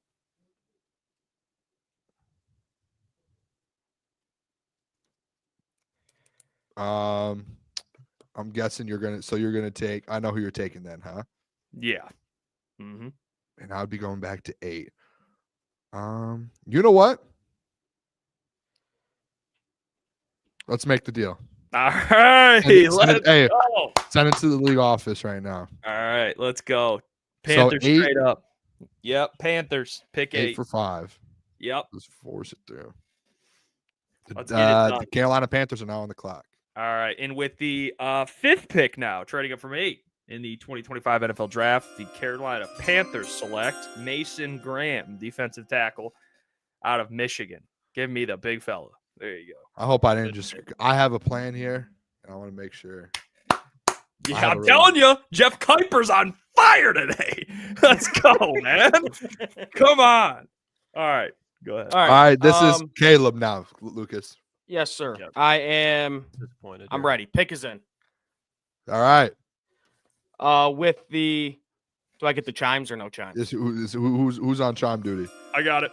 Sorry, With Jeff the Kuiper 6th celebrating. My bad. With the 6th pick Champagne. in the NFL Draft, the Las Vegas Raiders select Will Johnson, cornerback, Michigan. Oh, stole my thunder. I'm not going offense actually here. like that. I'm not going offense here. I know a lot of people want Gentry, Tat. I'm not going offense there. That's a good pick, Caleb. I think there's a new thing with the Jets here, boys. And Klotz, I know you have them. Just to talk about the Jets pick real quick for a second, I think there's a new thing here with the Jets pick to where I'm starting to get convinced a little bit with them now that they have a quarterback. Is anyone catching my drift here? No? Can you hit the chimes, please, Iafrate or Kuiper? I hope Klotzy with the 7th overall pick, the New doing what York I'm saying. Jets are running up to the board butt naked, and they're selecting Will Campbell. Thank you. Okay, that was my. Why do you got to put there? Yeah, why does he have to be naked though? Yeah, that's. I mean, boys, we just got a guy who should have went to the Patriots. New England should take Will Campbell. Caleb, Jeff, it's because it's sketch. Why else would it? Oh my god. I'm telling you everything. I'm telling you everything that he does somehow goes back to sketch. And when you watch sketch, you're like, that's Klotz. It's like they're like twin brothers. It's unbelievable. Dude. That's so disgusting. Stop with the twins. Yeah, that's crazy. I understand. We both have short hair. We both have the smile. Whatever you want to compare, Boone. We're very similar in things you do, Klotz. I'm gonna start clipping both of you and just doing like side by sides. It's like identical. That's crazy work. All right, let's keep it. I love you. All right, who's down? Put all the chimes in because I traded back. Yeah, this is me. I think I have back-to-back picks. Yep, don't I? You yeah, you do. You do. So I have back-to-back here. Go ahead, hit the button. With the 8th pick, the 2025 NFL Draft, the Jacksonville Jaguars will select after losing Evan Ingram. They will take tight end Tyler Warren. I'm glad you came around, Boone. Yeah, come on now. You had a problem with this last week, Boone. Yeah. I think that this is just need. I think after the Jags said Evan Ingram's out, they said we can get a guy on a rookie deal. If they're able to trade back and to get into it with that range there, I don't think they will. I think they still will sit there and probably take like a Mason Graham. But I still think like if they trade back, to your point, if you trade back, that's such a good pick for them because they need another weapon for Trevor Lawrence. Hey, by the way, this is a great mock. This is going great. All right. Yeah. So far, no BS. I haven't seen anything yet. We'll see. All right, Boone, you're up again. Saints. Oh, okay. This one's a tough one here. All right, who is it? San Francisco. Oh, okay. You're falling back 2 spots here. You have a ton of needs. And have no cap space. Fall 2 spots. Just fall 2. That's all. Just 2. Okay. I want to get my guy. I have a feeling I know where he's going with Actually, we're holding. Offense, defense. Oh, he hung up on your ass. He purposely did that. He purposely did. He knew what he was doing there. Games. John Lynch mind games. Oh my gosh, the mind games. He knew what he was doing there. Throwing you off. You're staying at the bottom of the Boone's NFC. in a blender at 9 right now. Not at all. He's in a blender right now. Not at all. He's like, I'm trying to think. Yeah, I'm just trying to think. Hold on. Hey, I don't want to influence it, but there's some big fellas out there that Saints might like. There's some big fellas. Don't talk to me. Let me work my magic, please. Don't talk to me. I don't know what they would, because there's something I want to do here, and you know what, Jeff? I think you shouldn't do something like that. What you just did. You just did it to me and Klotz. No, I don't think you can say. I think Klotz. I hope he does what I think he's gonna do right here. I don't think you can say. Hey, boys, we have a perfect mock draft. Keep it going. No, this is perfect. We will keep it going. Jeff Kuiper insists we hold high standards here at Crunch Time Sports. So therefore, we hold high standards. Therefore, this will be an excellent selection. So no one wants to trade. Nope. You're on an island. Can I get a trade, please? You're on an island. All right. Hit the chimes. I did not want to do this. I just want this. Nope. You're doing it. You're doing it, though. 2025 NFL Draft. The New Orleans Saints. We'll take Terrion McMillan, wide receiver out of Arizona. Why don't you like that, Boone? I do. I didn't really want to go wide receiver for them. But he's gonna be so good. Okay. He is. I think he is. I wanted to go edge rusher for them. That's did. Fair. I just didn't know if I wanted to go Mykel Williams this high. And that was why I was like, does anyone want to trade? All right, I'm going to talk you guys through this pick right here because I'm undecided. Because what I think could happen is the Bears take either Campbell or Membu, and then they trade back up into the first and take Sampson. But Ashton Gentry is staring me in the face right now. Do it, Caleb. Okay. Make the correct choice. The choice that you know would be more beneficial for this team. You're taking offensive lineman, Caleb. No pressure. Okay, pick is in. With the 10th pick in the NFL draft, the Chicago Bears select Ashton Gentry, running back, Boise State. I don't hate it. I actually don't hate that. Yeah. They get their I just feel like if Membu's there at 10, it's like, I don't know. That's I have a feeling that's going to be a Ben Johnson pick. All right, sure, the offensive line. Yeah, they got a dog at running. They're putting together a good offense. I mean, that for sure. I'm putting this line up. I'm willing to trade back here. I think this is a layup for you, Klotz. I got a guy. You might think so. I'm going to take a pick here. You're not going to – I don't think you'll hate it, but this will be a shakeup in the draft. And here goes our perfect I'm going to trade back. I'm going to trade almost back. Had one. I want to trade back, but I'm going to take my guy if I like it. We almost had a perfect I'm not trading. You're not trading back. All right, listen. I understand a lot of linemen sitting there, but our defense took a hit. Our defense needs to rebuild, and I want a guy that can lead this defense once Nick Bosa is gone. And with the 11th, almost at 12th, pick in the NFL draft. John Lynch and those Niners select Kenneth Grant, defensive tackle, Michigan. I mean, that's a good pick. That's disgusting. Like I wanted to trade back. I offered trade back. He would No, I falling, like that but he's pick. not falling past pick 16. Yeah, because they got Javon Hargraves. He's old as dirt. So I mean, I actually, fit wise, but I'd rather have an edge. Never good when they can't get a D line going. Yeah. Yeah, that was stupid. You know who's sitting there?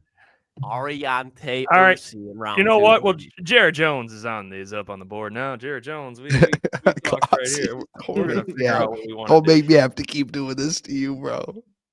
So Cowboys are an Are you interesting squinting over there? Can't see because Okay, sketch.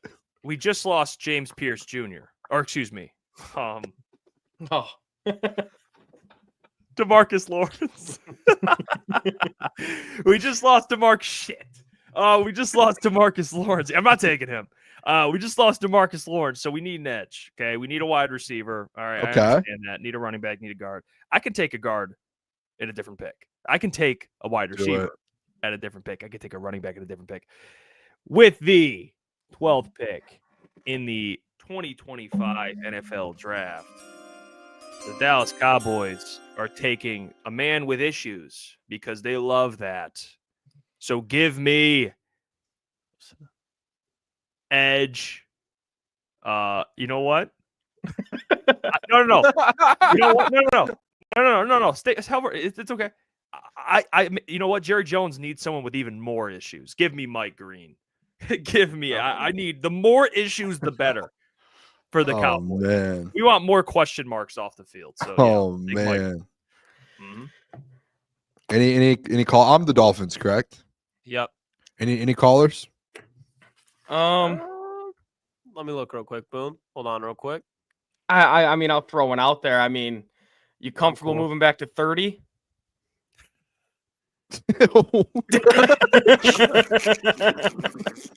I'm just throwing it out there. You didn't even hear my offer. I could be offering you.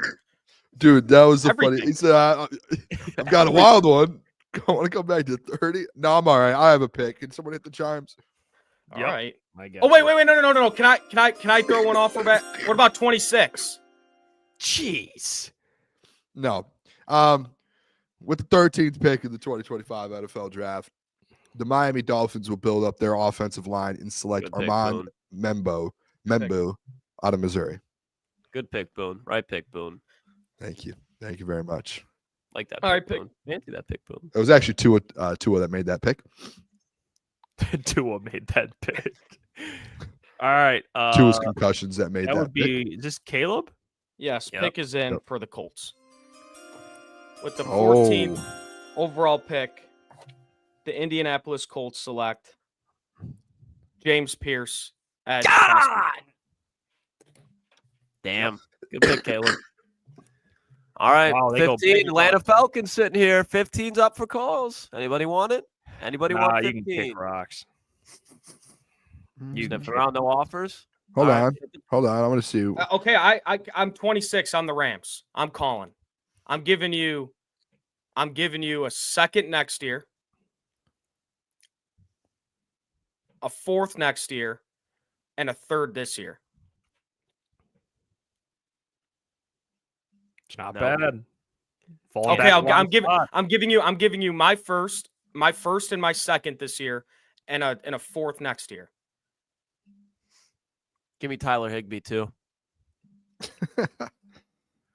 There's no way. Wait, hold on. What? You're getting another call. All right. Oh, this is getting interesting. Okay, This is what I if it's love. Tyler Higbee, I'll do it. If that's the Hesitate only on thing, I'll Tyler do it. Higbee. Phone No, calls if all Tyler the Higbee, time. no, Tyler Higbee's yours. Hold on. He's a Falcon. You're done. It's how you doing? It's the Broncos. Broncos, you're sitting at 20, aren't you? Yeah, I'm sitting at Fuck 20. the Not too Broncos, far. man. Don't listen to that guy. You're dropping too far with him. All right. All right. Listen to me here. All right. I like a guy. I'm thinking about taking a weapon. All right. We want to take Luther Burden. Deal's done. All right. Do this No, man well. you can't. Suit this man well. Suit this All man well. Let's go. Go ahead. Fire it up. Come on. 20, swap it So around. who is it? What is it? It's, Falcons are trading with the Broncos. Broncos are moving up to 15. Falcons go back to 20. Yep. Hey, Klotz, appreciate you doing business. I always love getting one up all on Caleb there. I do. Tyler Higbee could have been a Falcon. You could have started it. You could have started a dynasty. Michael Penix, Kyle Pitts, and Tyler Higbee. All right. Quarterback tight end duo. The Denver Broncos select wide receiver Luther Burden III. Oh my God. What? He's mad that Matthew Golden's not off the board. Oh, that is atrocious. You know what? Did. I would have taken Jeff Piper never misses. You just missed, sir. No, you struck out. No, to be fair, I thought that's on me. That's on me. I would have taken Matthew. I have a question. Lays this Usually he's gone by that. I have a question in the chat. Damn it! You had Golden, you dumbass. I forgot he was available. Okay, time out. I've had a street. Can I make a request? Damn it! Go ahead. Can I trade from outside the first round and make a bold move to I make was a thinking statement? about that. I think we should do that next time. I just want this to be a one-off thing, and I want to request it, and I want to say I want to trade from I want to trade in with the Detroit Lions, and I don't want to because I don't have the Lions at 28. I would like to take the Lions 60th pick in next year's second round pick, and I would like to trade in around right now. Oh, but you're not the Lions. But I feel like if you gotta. I just want to throw it by you guys because I want to try something here, and I would like the boys to see hey, let's see what Booner's vision is here real quick. But you're not the Lions. I know, but that's why I'm asking because I have a vision here, and whoever has the Lions, not your team, Boone. I feel like you should be able to do it if it's your team. Like I wanted to trade up as the Bears back into the first. Oh, if I wasn't going to take Gentry, because I want to try something with the Lions here tonight, even though I don't know who has 28. We'll talk. We'll see if we can next time, Boone. Just because Niners too, I'd be.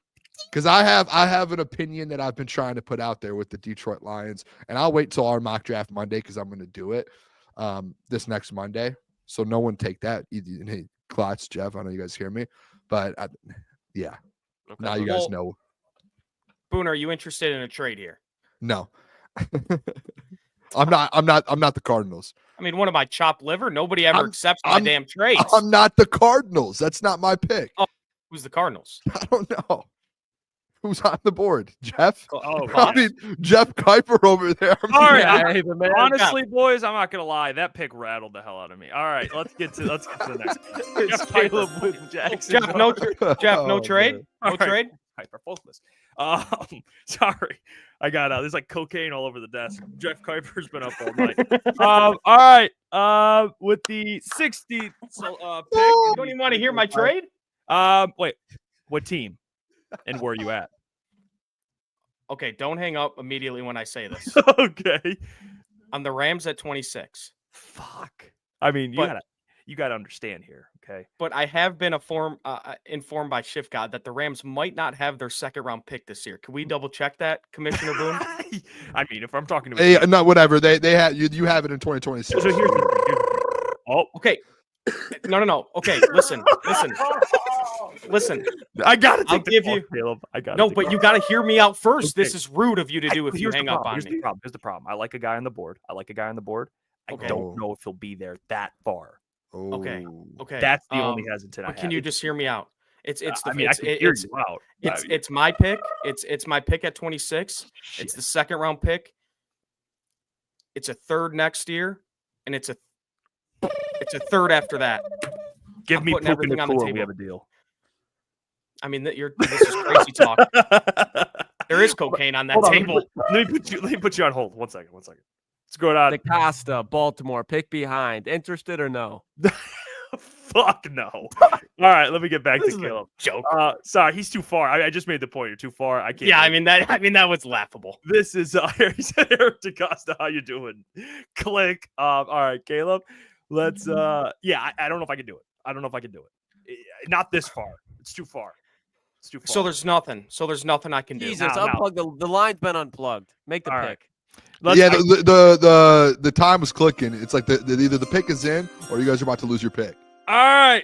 The Arizona Cardinals with the 16th pick in the 2025 NFL Draft select Jahdae Barron. You had another opportunity to take him. No, that's a good pick. What do you mean? that is. Cardinals weren't going to take Matthew Golden, Klotz. Imagine that duo. They need that's you playing. Name a corner. That's you. Max that's Melton. You Very good fine corner last year for him. Okay, cool. That's cute. I mean, all right. Hit the button. Hit the button. I'm so pissed. It's crazy. With the 17th pick of the 2025 NFL Draft, the Cincinnati Bengals will select Donovan Izaraku to replace Trey Hendrickson. Nice pick, Boone. Okay. I fancy this pick. I just dropped my pen. Can I trade with myself? No, that was a rule. Bro. he's losing it here. I love this game. He's man. battling to get this done. Dude.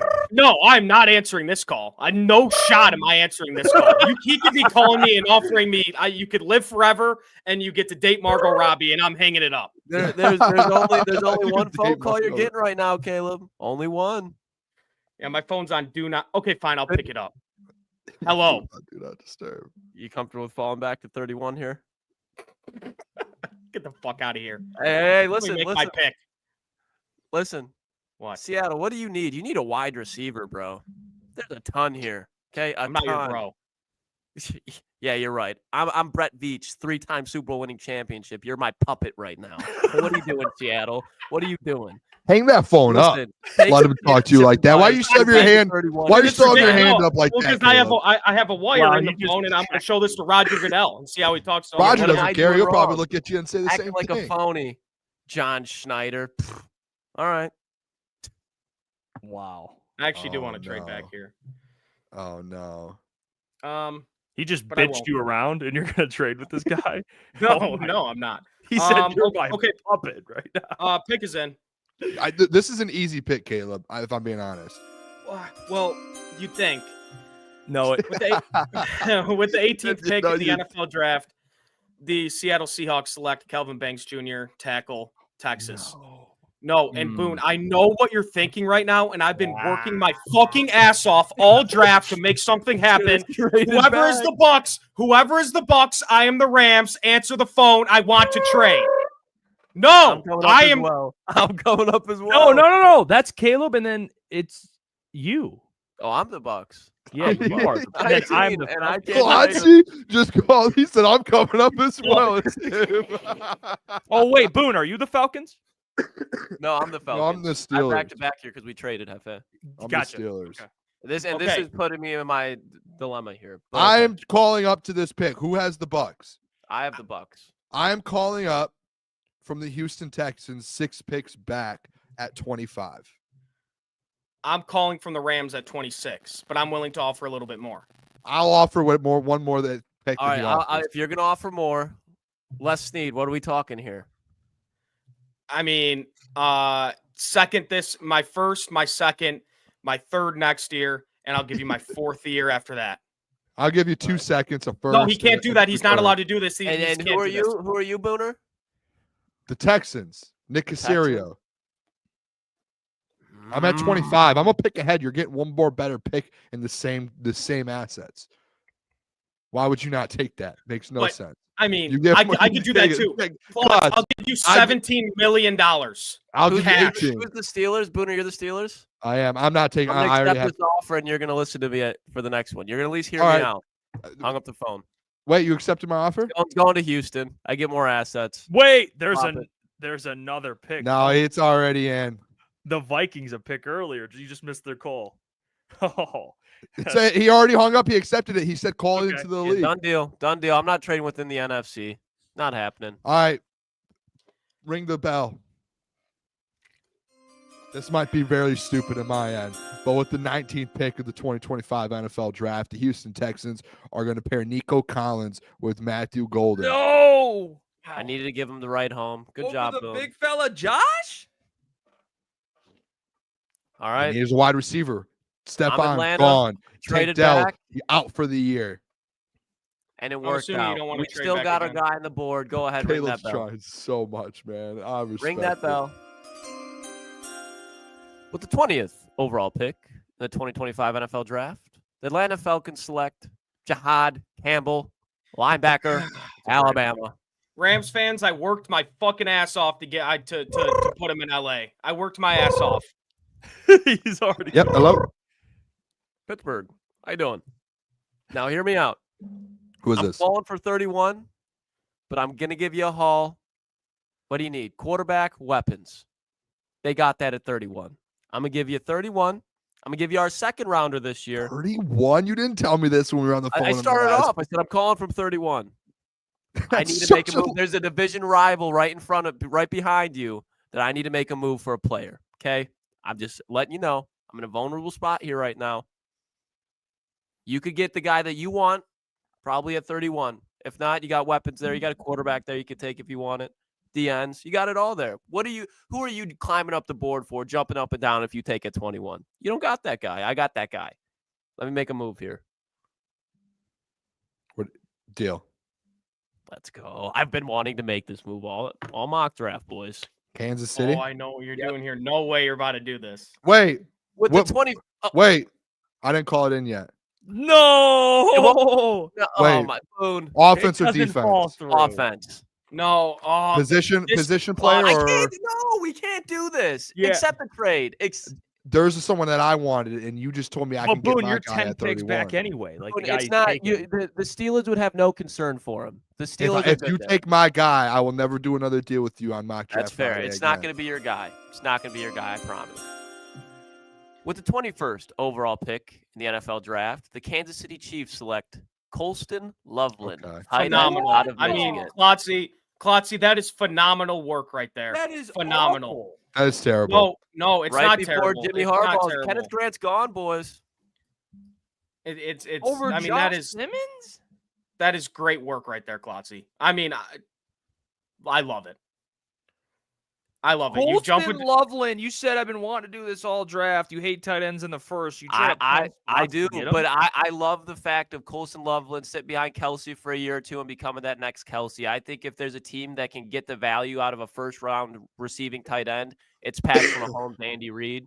Come on now, Caleb. I'm glad you see the vision here. Yeah, Klotzy, that's a great pick because I mean They just paid fucking what's his face from the Niners a shit ton. Don't to care. go be the Name left Josh tackle. Simmons.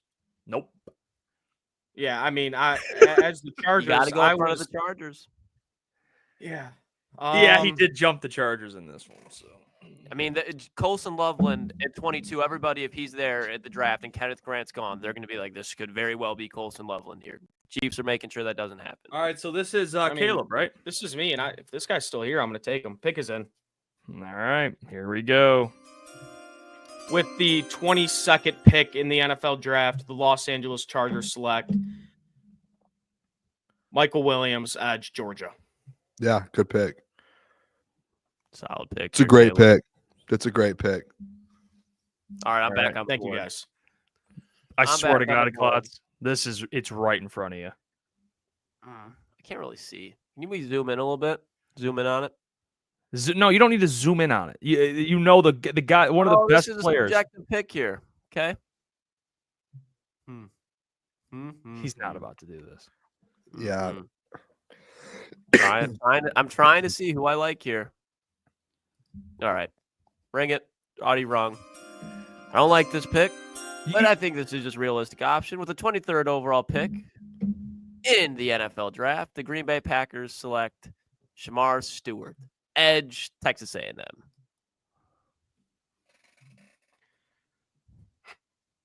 Mel Kiper didn't like it. Oh, I feel like the Vikings are about to get a dog here.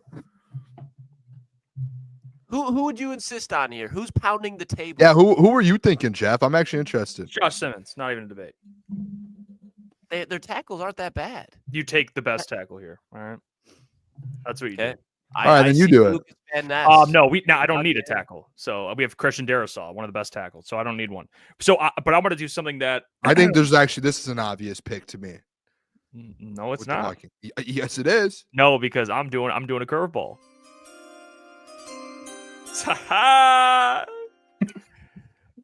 With the 24th pick in the 2025 NFL draft, no one's gonna see this one coming. The Minnesota Vikings select running back Amarion Hampton, Bring him home. No. Oh, that is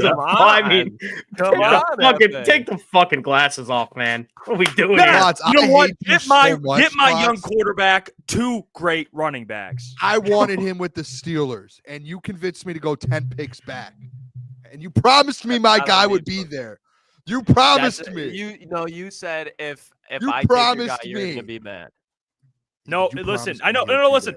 Baldinger and I said they have Aaron Jones. Oh yeah, Aaron Jones plays in 12 games a year. You could split a backfield now with Amari and Hampton. Give JJ the best opportunity. That was stupid by you. You go at everyone else's pick and saying how dumb it is, and we can say how dumb your picks are too. That was terrible. I know you ain't talking to me. That pick and they was great. just traded for Jordan Mason. Jordan Mason. Boone, don't. Jordan Mason, Boone? Really? Good backup.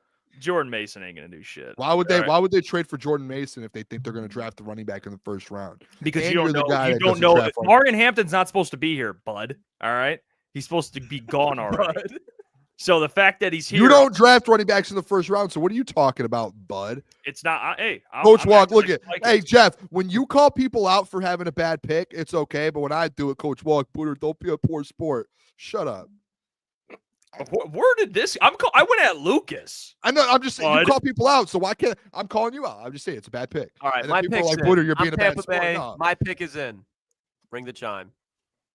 I don't know why Booner's triggered. No, I'm not sure. I'm just saying it was a bad pick. It was a great pick. Well, the 25th for you. Overall pick in the 2025 NFL Draft, the Tampa Bay Buccaneers select Jalen Walker, edge, Georgia. Bring a Bulldog into Tampa. Mm-hmm. Oh, I thought that was the Texans pick. I was like, what? No. Interesting. Very, very interesting. You can go a couple different places here. The Rams finally get the pick. Not the guy we wanted initially. Wow. Okay, I'm going to throw you guys for a little loop here. All right. Pick is in. John? With the 26th pick in the NFL Draft, the Los Angeles Rams select Maxwell Hairston, cornerback, Kentucky. Okay, now... Hey, he's going to get drafted high because of the speed. With the speed, he's going to be drafted high. This guy. Amos, if you're going to with the speed. Who has the Lions? Not I. Think you do, Boone.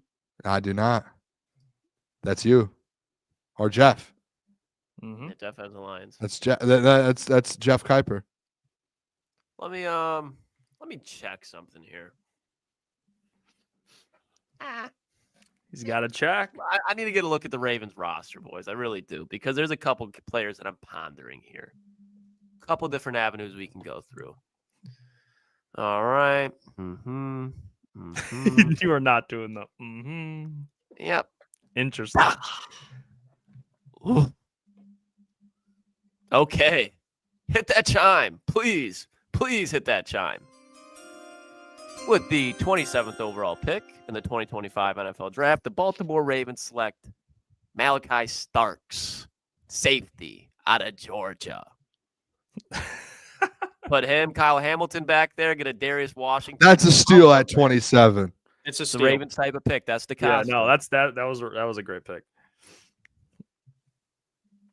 All right. You are now on the Hefe.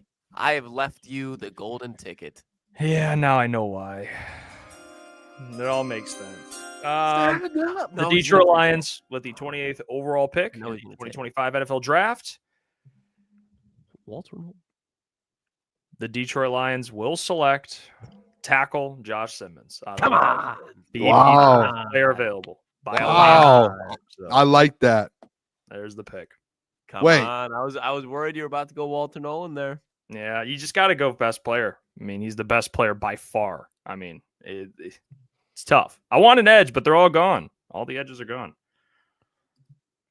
I love it. I know the Walter Nolan guys. Trust me, I get it. Josh Simmons as a ceiling. Oh gosh, this is a fun pick here, Boone. There's a lot of ways you could go with this. Yeah, I feel like I could just take anyone I want right now. You should go get your guy, Boone. Who? You know who. I actually don't. Who are you talking about, my guy? Jane Higgins? Oh, no, I'm just kidding. Don't do that. That's a good pick here, Boone. Who, Jane Higgins? It's not. Him, Terry, Debo in the middle. I'm going to do something. Hit the chimes. 29th pick, 2025 NFL Draft. The Washington Commanders will continue and build their offensive line. Gray Zabel. Come on. Protect Jaden Daniels. Not a flashy, sexy pick, Boone. It's a good pick. At all costs. All right. I'm going. Yeah, I'm going to go best available in my eyes here. Pick is in. With the 30th pick in the NFL Draft, the Buffalo Bills select Derek Carman, defensive lineman, Oregon. Whoa. What? Oh. Hey, yep. Over Walter Nolan. His guy. He's taking his guy. Dude, Boone, don't do that. I like Carman more than I like Nolan. That's unbelievable. I don't think it's unbelievable at all. I do think both of those guys falling this far probably won't happen, but that's just the way our mock turned out today. Walter Nolan. You're up. Wow. I'm up again. I don't even know if I want to make this pick. I kind of want to just defer and give this to someone else. Because there's I know it might sound stupid. There's an obvious pick here, staring directly at you right now.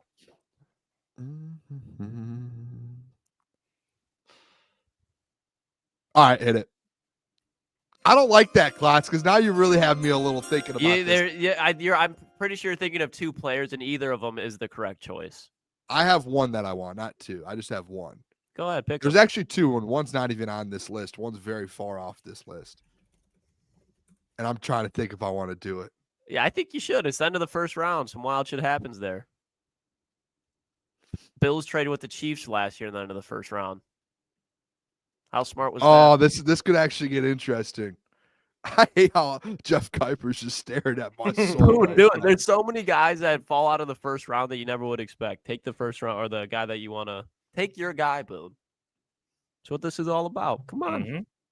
With the 31st pick of the 2025 NFL Draft, the Pittsburgh Steelers will select. Pull the trigger. Emeka Egbuka, wide receiver. That was obvious. I thought you were taking Tyler Shuck. No, I was gonna take what's his name? Jackson Dart. I mean that's fine too. I just get weapons. Just get a weapon. Just get a weapon. I wanted a Marion Hampton so bad, and Jeff made the worst pick. Oh, that makes me so mad. That was the only team. With the 32nd pick in the 2025 NFL Draft, them Eagles, they get another big fella. Give me Walter Nolan to replace Milton Williams. There you go. That's so good for them. Oh, my gosh. Fucked up again. That's so good for them. I would rather them get Derek Carman, man. Yeah, that's Caleb, that throws me off. Derek Carman over Walter Nolan. Hey, it's draft day. Anything could happen. Yeah, I think Walter Nolan. I mean, you can make an argument the man goes top 25. Yeah, you know what? I kept saying it. I did a mock myself the other day, and dude, the Bears are just in such like an interesting spot where, like I talked about it earlier, like they can go tackle at 10, or they can go Gentry at 10 if he's still there. And let's say they take Gentry at 10, they could trade back into the first round, end of the first round, and go get a guy like Gray Zabel. Or like opposite, they can take Armand Membu at 10 and then trade back up in the back of the first round with the Eagles or someone and take Hampton. Like that, I think the Bears are going to be busy on draft day, on day one. Yeah, I don't hate that, to be honest. I think there's going to be a couple teams that try and trade into the first and pick it with their first round pick. Yeah. Yep. Especially the last two mocks we've done, Jackson Dart hasn't won the first round. Yeah, someone's going to try and get into him. The one before that, though, he went top 10. He sure did. He sure did. Yeah. That was one of the best nights. That was one of the best nights with Caleb. Dude, that was terrible. Being like, I can't sleep. That pick and then Jeff's pick with Luther Burden tonight were, I think, my two favorite picks so far. I did that a week ago too, where I forget who's still on the board, and I took Luther Burden, which like I don't hate. Like I think that's still a good pick for them. I would have taken Matthew Golden though. I definitely would have. So at least we got that out the way. I mean, Luther Burden's still a ball player. Yeah, he's still it's still a really good pick either way. They're taking a wide receiver, in my opinion. That's just how it's going for the Broncos. So yeah, you know what? I think you know what I will say. I want to say to the city of Detroit, I failed Lions fans for not trading up. I failed Lions fans. I still got Josh Simmons, which I actually love this because in the second round, you could still go and get like some other edge. There's still Birch, Scorton, JT, Landon Jackson, Sawyer. There's still a plethora of guys. There's a good amount of guys. But you would have to trade up to 22, 23 to get one of those edges probably. Yeah, but I still think as a player, like it's hard. Like Josh Simmons is sitting right there, dude. Like you have to take him. I mean, if you're sitting there and there's really not, you can get out of Decker in a year, and he's a franchise level starting left tackle on a rookie deal. Like that's crazy. Yeah. I think there's like the sense too, though, like when you look, like think about a draft board, like especially Brad Holmes, when he's looking at like he's gonna have his ranks, with position groups, and he's talked about this before, like his 1 to 10 through tackles, guards, edges. When you're looking at like, and you're sitting at 28 currently, like say with who you had on the board, Jeff, I'm sure Josh Simmons is probably top 3 in his tackle board, and then all of his top 6, 7, 8 edges, or let's see how many edges went off the board before.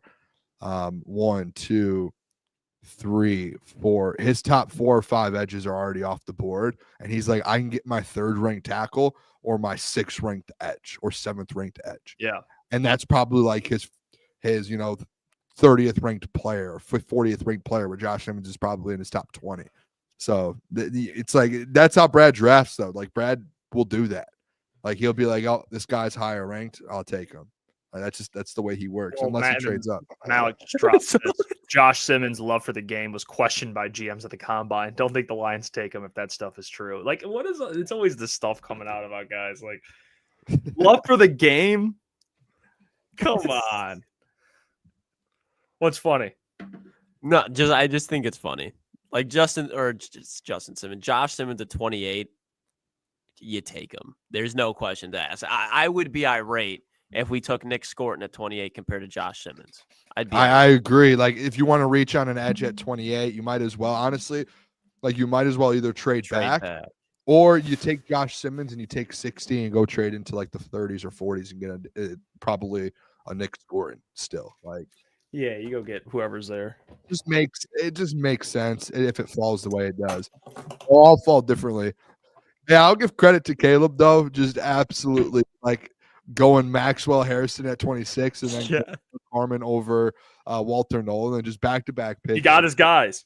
Oh. I got my guys. I was trying my dick off to try. Dude, I think Jahad Campbell on that Rams defense is a match made in heaven. I was trying my ass off to go up there as the Rams. You know who'd have been? I'm surprised no one took Emawari. Nick Emawari. Yeah, you took Malachi Starks over him. Yeah, I know, but like I feel like you could have won either or. But I'm surprised that even like the Eagles or something like. I think I took Nick Emawari last week. Yeah, but I don't think there's a world he doesn't go in the first. But I actually like Malachi Starks. That's a good pick. Me too. Yeah, he'll go before Nick Emawari probably. I think there's a world where there's only one safety in the first round, probably Malachi Starks, and then in the start the second, you can get a steal. Yeah, we always need a couple crazy picks in here, and I did mine with the Vikings. That was my crazy pick, so I had to contribute in some way, reminiscent of Caleb's Jackson Dart pick. This was my Jackson Dart moment. The Luther Burden situation.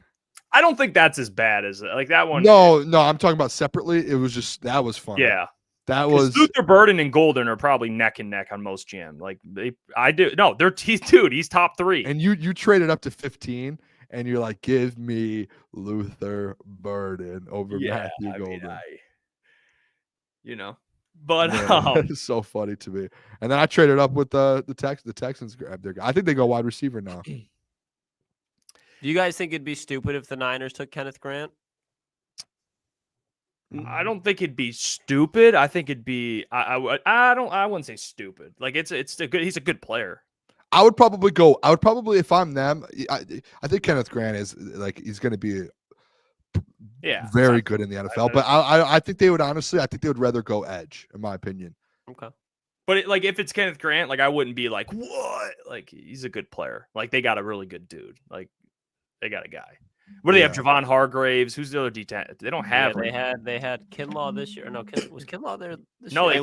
They lost Kinlaw. His ass. Yeah, so you're probably right. It could be like a guy. Yeah, I'm just thinking, like, if you're there, do you think that Mike Green, James Pierce, named defensive end, is going to be a better defensive tackle than Kenneth Grant? I say no. Nick Bosa, good right now, but you don't know how much longer he's going to be staying at that level for. So you need that second guy, that second wave to build around the defensive line after Bosa's gone. I think rather have Kenneth Grant than James Pierce build around a defensive line. And that's not even a knock toward James Pierce, but Kenneth Grant, I think, has like all pro potential written all over him.